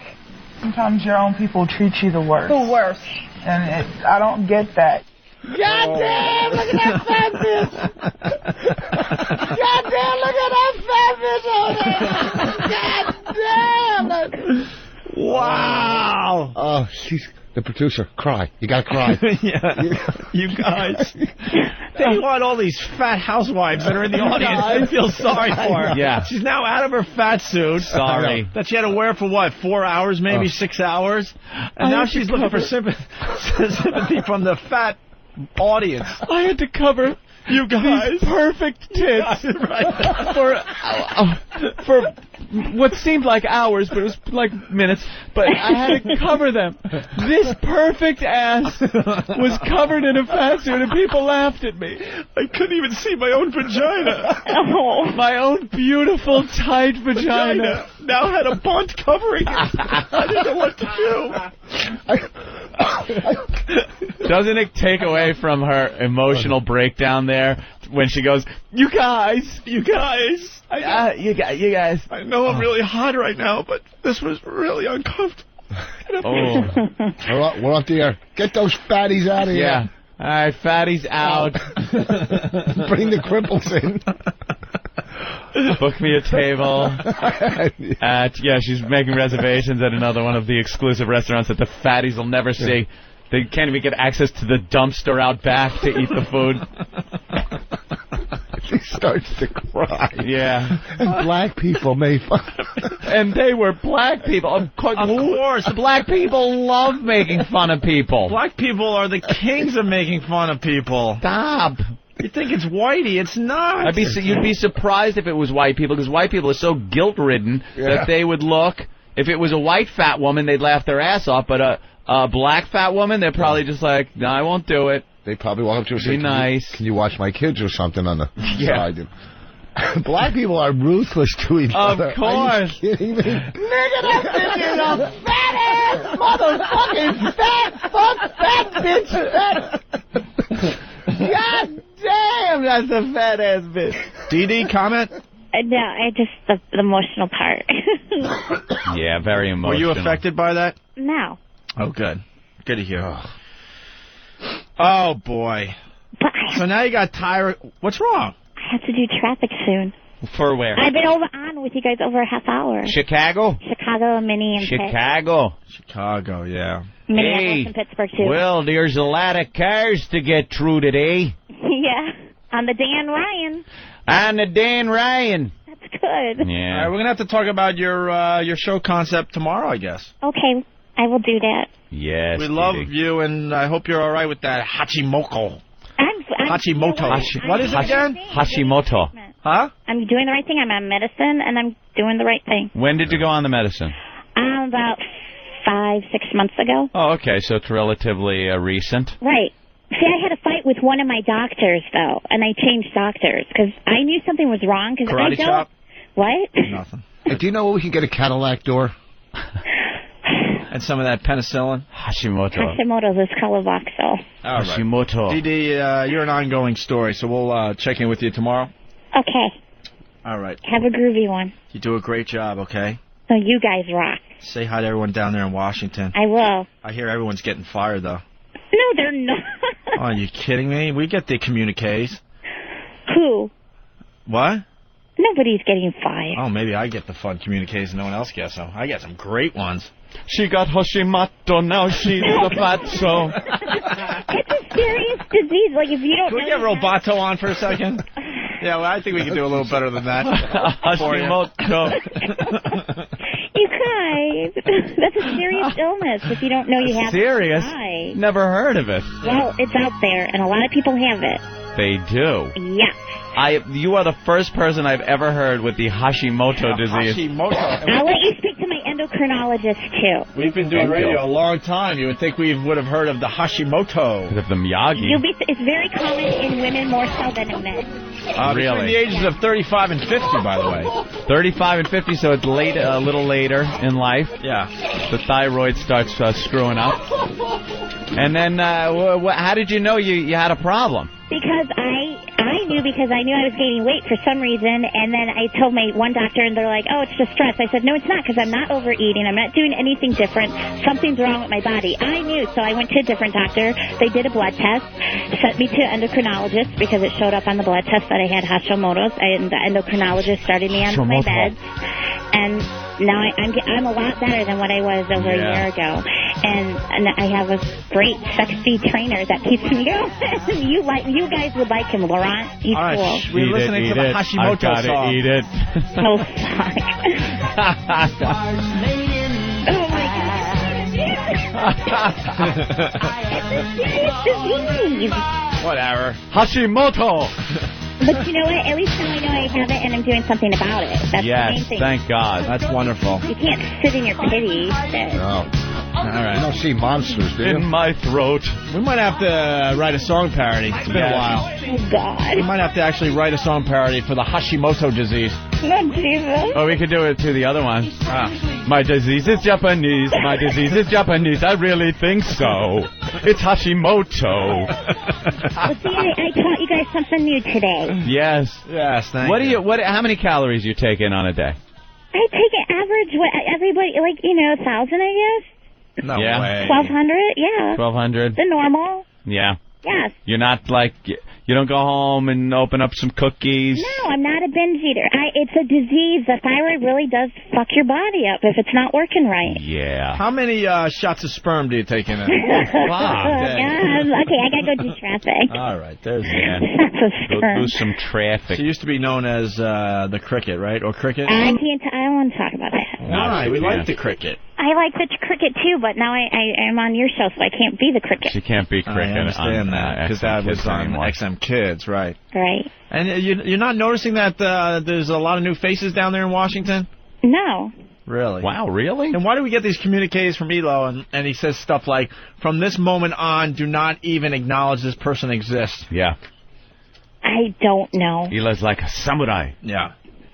I haven't met the new people. Maybe they're hiding. Oh, really? All right, hold on. I'm making a transaction. Oh, Jesus. Well, you guys have a good one. I gotta go do traffic. Yo, man, what you need? What you need, man? I got what you need. Oh, dude. I'm learning that some of the people that work here have a lot of side jobs. All right, thank you, Dee Dee. You have a good one. All right. Okay, bye-bye. Bye-bye. Hashimoto. Hashimoto. That's how they say goodbye to her. Hashimoto. How do you pull out the Hashimoto done to Mr. Roboto? Hashimoto. That's quite good. All right, here we go. So the video was Tyra, and then she comes back from the video crying to the studio audience and looking for some sympathy. And, well, a second fat guest on the show has to now tell Tyra how great she is. Of course. Thank you. Does anyone have a copy of the show? Now we got to watch it. Of course. She's sitting there looking all hot, and there's a fat slob on the stage, and now the fat slob has to help her out. I hate to interrupt you, but the first thing I want to say to Tyra is I was very skeptical about coming on the show. I didn't know why you would do a story like this. I thought she can take her suit off, you know. Yeah. Why would I want to go talk to a supermodel Get ready to turn on the about clap my sign. fat? I'm sorry. But the fact that I came here and saw you and saw your true compassion, and the fact that you were hurt when you got put in a situation like this really hurt me, that you had to go through that day. You don't. And I just wish that everybody could understand and just back off a little, because Get ready to cue audience. an overweight person beats themselves up enough. We don't need you to beat us up too. It's a daily thing. Wow. Yeah. Yes. Back off. Tyra. We have to back off. You know, no one said anything Get about near that ass. when Tyra got off the bus. She did it right in front of the Apollo. That's why they were. All right, we got two more clips. Now there's a third guest that's a bit on the heavy side. And I guess she's talking about how guys think fat girls are easy. Society in general expects women to fit inside this box. This package is supposed to be defined on what a woman's supposed to look like. And when you don't fit inside that box, people treat you differently. They treat you poorly because you're not what they expect a woman to be. Of course you don't fit. Oh, yeah. That's a good point, too. Jim in Ohio. Jim.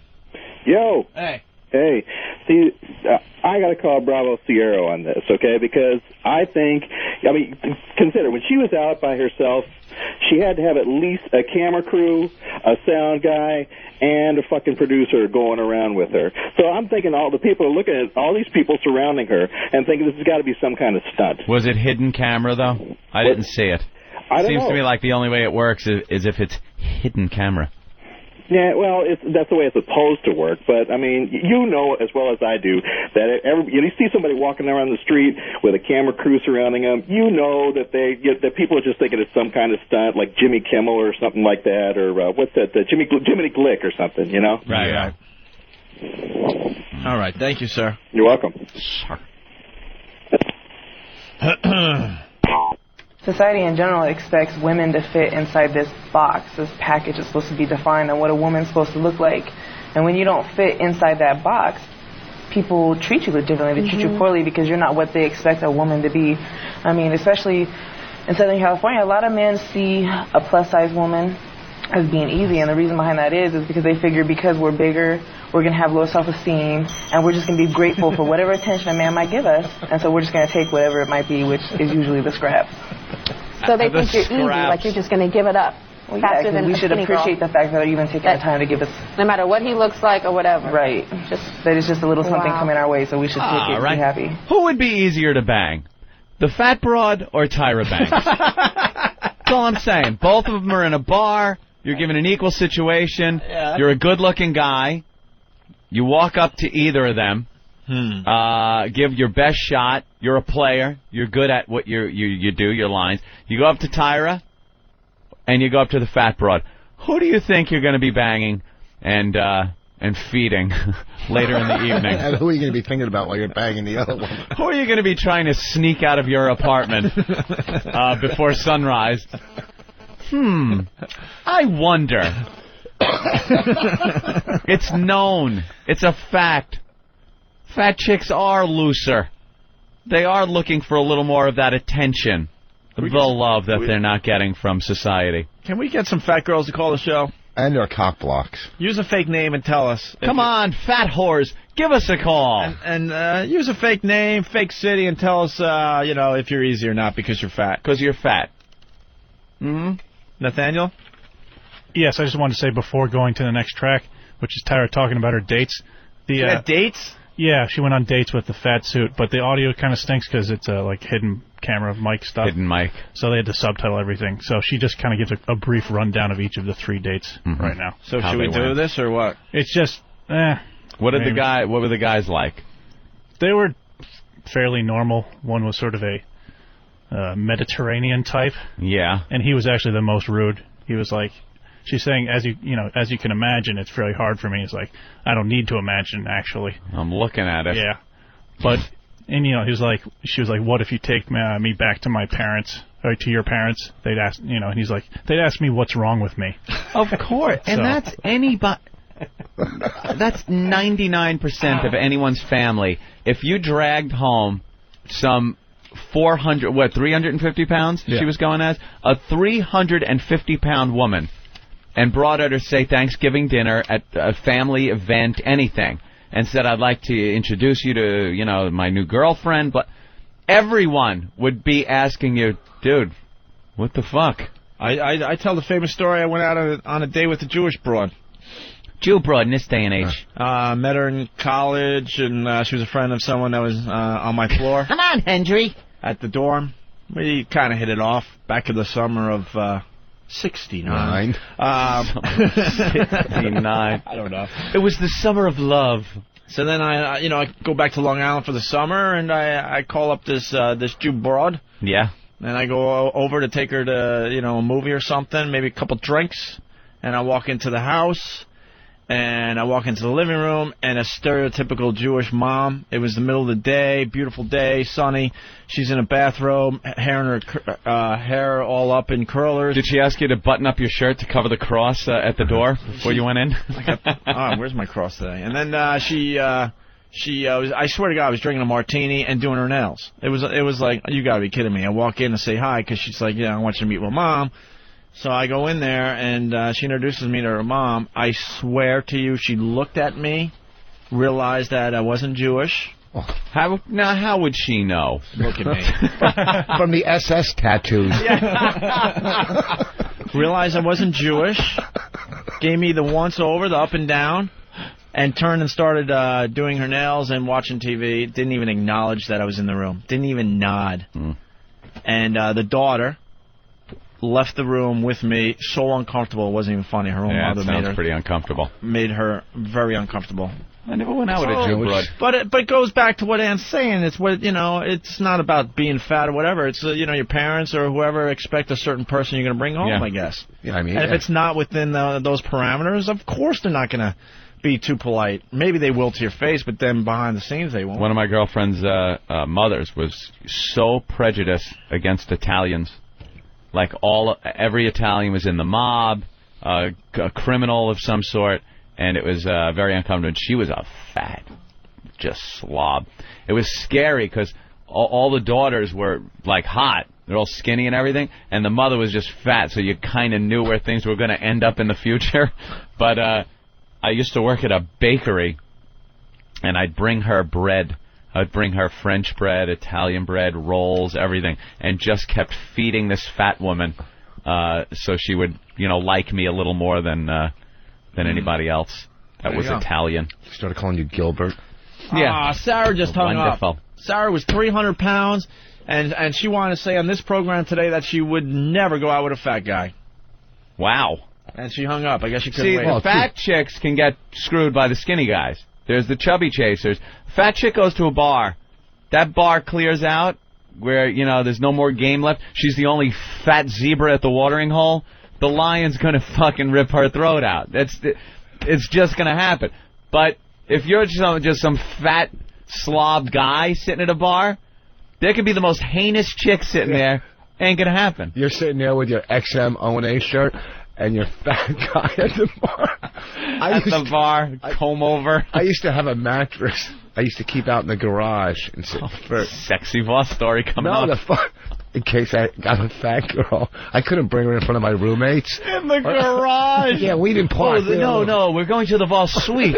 This is where I bring my special girls. Patrice O'Neill, who will be in tomorrow and the rest of the week, he said that he had a mattress down in the basement of his apartment. He is the fat person. But he would bring the ugly broads and the fat girls down to the basement where they had like a cot or a mattress. Yeah, but we had a basement. Patrice has personality. Personality goes a long way. He's a funny guy. Yeah. See, and his chick, I was flabbergasted at the Halloween party. He was always talking about his girl and how, he's like, yeah, she's nice, she's cute. She said, he brought her in. It was like, holy shit. Girl's beautiful. Good-looking gal. Yeah. And then me and Patrice were talking relationship issues and stories and just, what he thinks is a good relationship and stuff like that backstage at the Halloween thing. And worlds apart. I am on Mercury. He is on fucking Pluto somewhere. And I had he just treats her in a way that he sees as good. I don't know whether just for him or for the couple or everything, but he treats her and he thinks it's fine. I let her go. I can't make her think that I'm really into it too much, but I let her go out and do these things, and, you gotta... Some of the shit he was bringing up, I was just stunned. It's like, maybe that's a black thing, too, that I'm just not getting. Yeah. All right. Why don't we go to break with a Stephen Lynch song that ties this whole thing together. I together. love something that ties.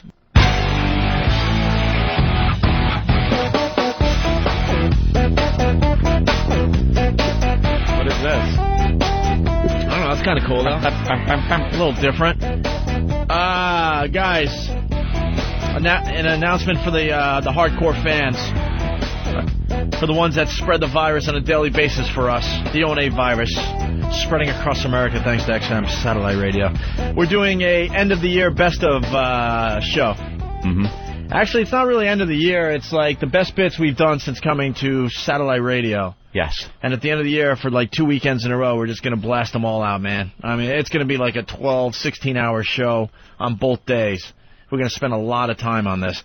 So I guess they're getting an email address, an email link. It's going to be added to the website today, opieandanthony.com. And then you, as the fine, faithful listener, the hardcore fans of this program, we need your help. You got to vote for your favorite O&A bits since we came to XM Satellite Radio, okay? Not for the year, for the entire time we've been on XM. You can vote for your favorite listener promo, Ramone promos.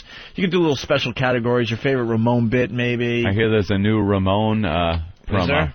A Christmas one. A Christmas Ramone? Yeah. All right. Well, that email link will be up on opieandanthony.com later today. Make sure you vote in the next week or two, because we're going to throw the whole special together. It's going to be really good. If you don't vote, you have no right to complain about what you're hearing. Exactly.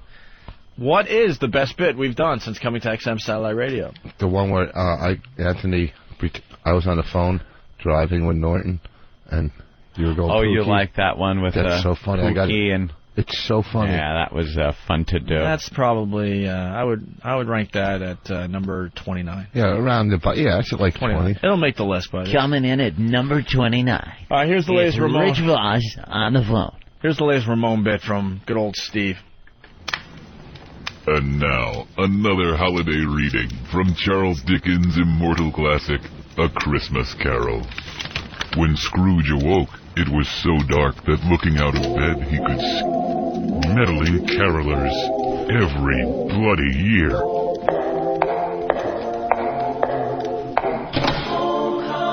Bah, humbug. Ramone, fetch the nail gun. Hey, Steve. Perfect timing. Fetch the nail gun. Yeah. The carolers are very intrusive this year. Right. And the nail gun. I like it. Don't get me wrong. You don't have to like it. I mean, the setup was good. The production was great. Oh, do they love fucking with you when you walk in? At least I'm expecting it now, so it doesn't throw me. What a prick, Travis. Thank you. Travis, of course. Thank you. I like it. The thing is, anticlimactic. I'm not. Like, I was expecting to hear like a...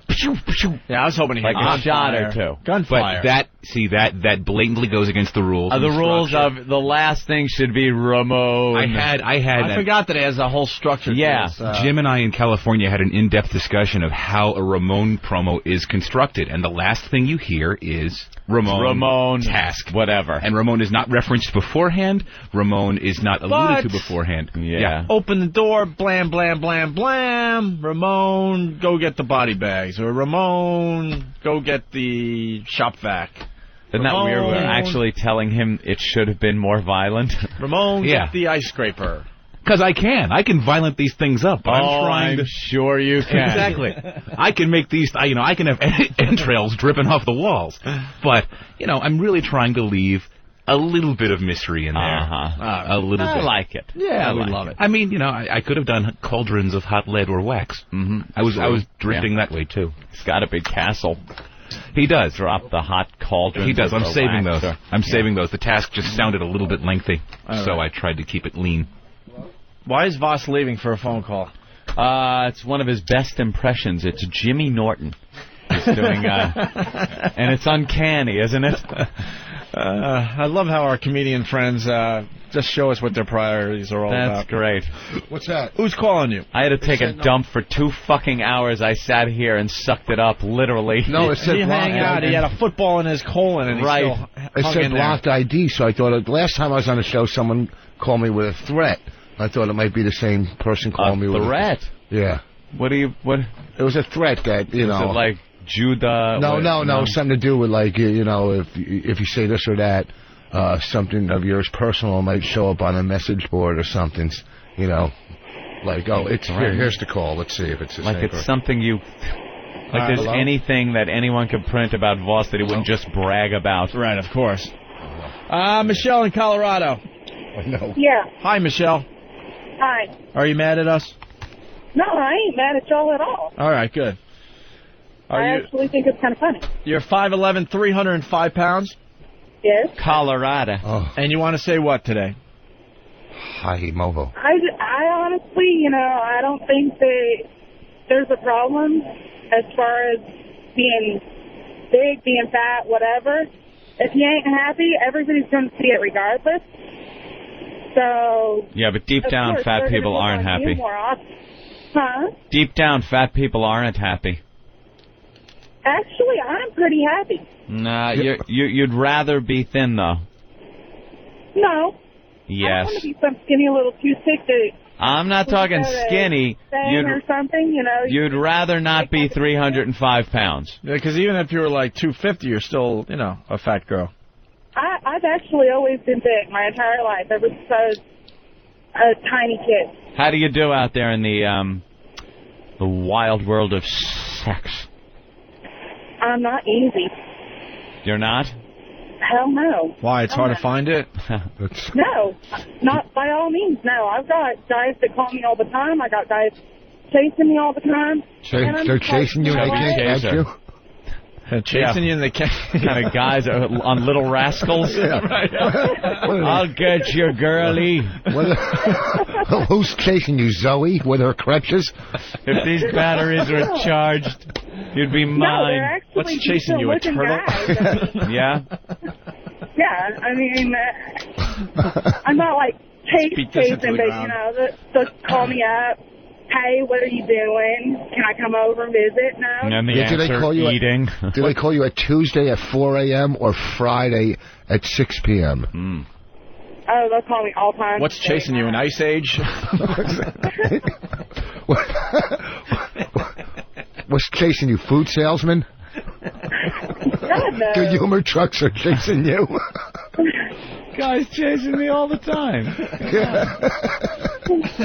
Believe it or not, are you a white chick? there are guys out there that like bigger girls. Yeah. Yeah. Oh, man. Are you And yes, I am white. And they're called chubby chasers, you know. Yeah, I know. Yeah. Are you white? Do you notice that more black men hit on you than white men? No, not really. Here's the important question. Do you have the big boobies? Yes, I do. 42D. You don't want to be a fatso. Yeah, 42D. 42, of course, is the back. Wow, that's a lot of back. And the D is the cup. Yes. So you got the big back working. You got hair on your nipples? Because that would be a kiss of death. A fat chick with hair on her nipples. Now, your ass. Let me talk about your ass for a minute. I'm thinking the gravel driveway. The gravel driveway? What's that's you. If you had theoretically taken off your pants. Sorry, I disagree. Why? Well, there's something goes on with fat girls. They have what you're describing. Yeah. The dimples and stuff. But she's up to over 300 pounds. Oh, there's plenty of it. The skin can only stretch so much, and then it kind of smooths out all the... I don't know. All the dimples. I don't have a bunch of dimples in my ass. Does it look like you took your pants off, your panties off, and sat in a gravel driveway for an hour, stood up, brushed the gravel off, and then, it looks like that? No. No? Is it reverse braille? Let's say hi to Scott in Chicago. Scott. No, I don't. Yeah, I just wanted to say that it's not that fat people are happy. The correct term is that fat people are jolly. Jolly. That's right. You're right jolly. Up until the jolly shotgun barrel goes in their mouth. Hey, do fat girls, do you have, do fat girls have tighter boxes? Because they're, they don't have big, don't they have tighter... That's one of those questions if you fill an inner tube with air, right? Uh-huh. And then you fill it with more air, does the hole in the middle get bigger or smaller? That's a tough one. Interesting, yes, interesting. My box is very tight, thank you. Is it really? Nice. You got a tight box? Yes. What do you have to, do you got to wipe your ass with, a couch? Are you that fat? Do you need a stick? I don't know. So I've heard people use, a stick. They have those things. You know those things that guys at the grocery store use to get the cans from the top shelf? Yeah. Fat people use that to wipe. They have it next to the toilet. No? Well, Chris has a question. Chris? Hey, guys, what's going on? How you doing, fat tits? What do you call her? Tits. I gotta know. She's talking about all these guys are calling her all the time. How many of these guys are gay or might be gay? Right, fag hag. You could you be a fag hag? None of them are gay, and none of them have the possibility of being gay. For foreplay, do you sit at one end of the bed and the guy throws peanuts at you? Nah, I'm watching out, guys. Yeah. But you're just... Who doesn't enter my bed? You said you're not easy, so do you have guy friends? I have guy friends, yes I do. And they have no interest in having sex with you? Oh, no, I'm sure that they do. I just don't sleep with them. I have a certain waiting period that they have to abide by, and... Waiting period? You know how you find... I don't sleep with a guy within, some chicks, I don't... The waiting period is called digestion. Yeah. That's the line. You don't go into a pool until an hour after you eat. Yeah, Right, Rich? That's the line. Hey, you know how like normal people find crumbs in their bed? Do you find like whole cakes in your bed? Pies. That would be in your bed, boss. Come on. Now listen, you know we're having fun. You called in, all right? All right. Would you ever help a guy load a couch into a van? Would you? Load a couch into a van? Yeah, would you? Would you be part of our fat girl eating contest? No. That's no. But believe it or not, I want to have a fat girl eating contest. Anthony, are you up for a fat girl eating contest? Of course.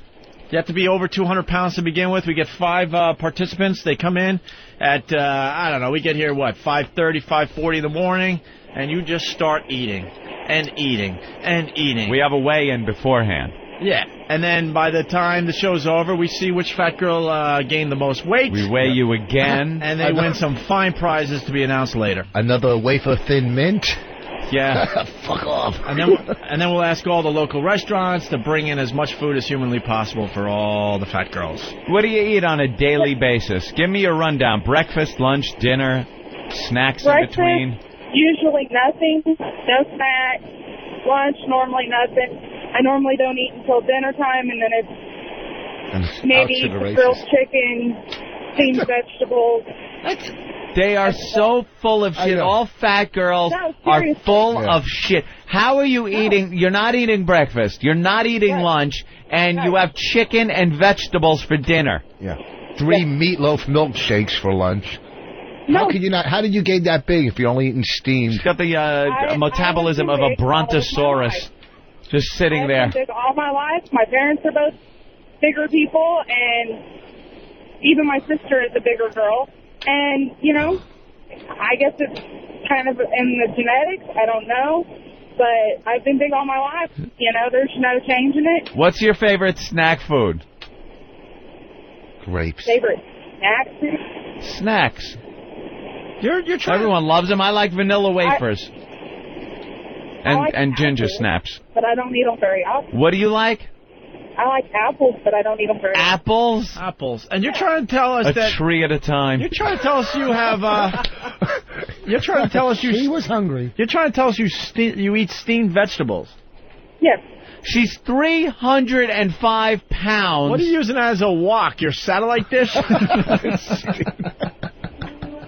Liar whore, and you know it.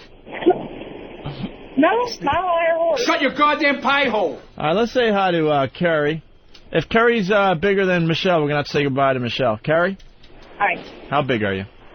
I'm a big girl. I have a hot husband. I'm not going to tell you how much I weigh. Oh, come on. Are you bigger? Chicken. How about we play this little game? Give us ballpark. Are you heavier than 305 pounds? No.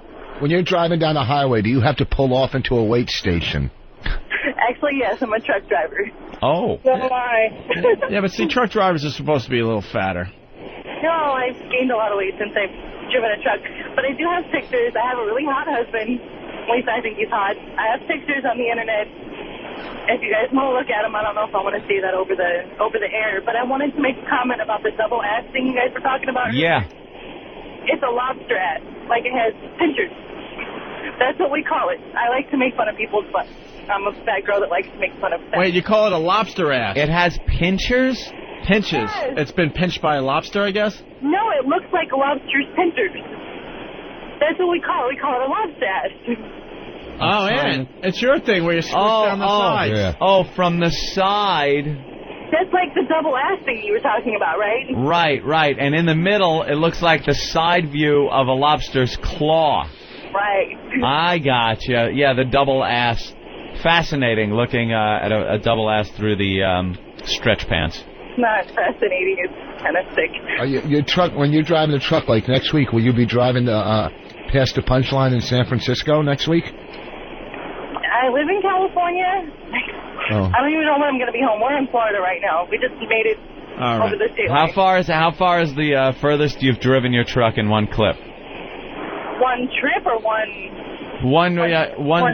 One day. One day, I drive about 600 miles, 600 to 700 miles a day, but they're split up into shifts. Me and my husband drive together. Imagine what that spot right on those sweatpants smell like. That dot right there on the after that many miles, you just... It's gross. I drive for like 5 hours, 5.5 hours at a time. All right, we gotta say goodbye to the fatties. We'll talk to you guys tomorrow. Let's get this contest Thank you, going. Terry. Thank you, Michelle in Colorado. Fat chick eating contest. We love you. As long as you're listening to XM Satellite Radio. You want to do the fat girl eating contest? Absolutely. All right. I'm into it. All right, someone tomorrow just remind us that we were talking about this today, and we'll try to get the fat chick eating contest together. Something else that won't pan out. You guys just talk about bits you do and you never do them. No, we'll start doing bits again. More bits equals more gooder, I guess. I like this one. You like? Bunch of fat broads just shoving food in their face. Yeah. Yeah, and then whoever gains the most at the end of the show will win something. Don will come up with a good prize. Have some hot, good-looking girls out the window pointing at them. All right. Rich Voss, thanks for stopping by today. Thanks, Rich. It was a rough show for us today, I'm going to be honest with you. But you were a trooper and you did great for us today. Thank you.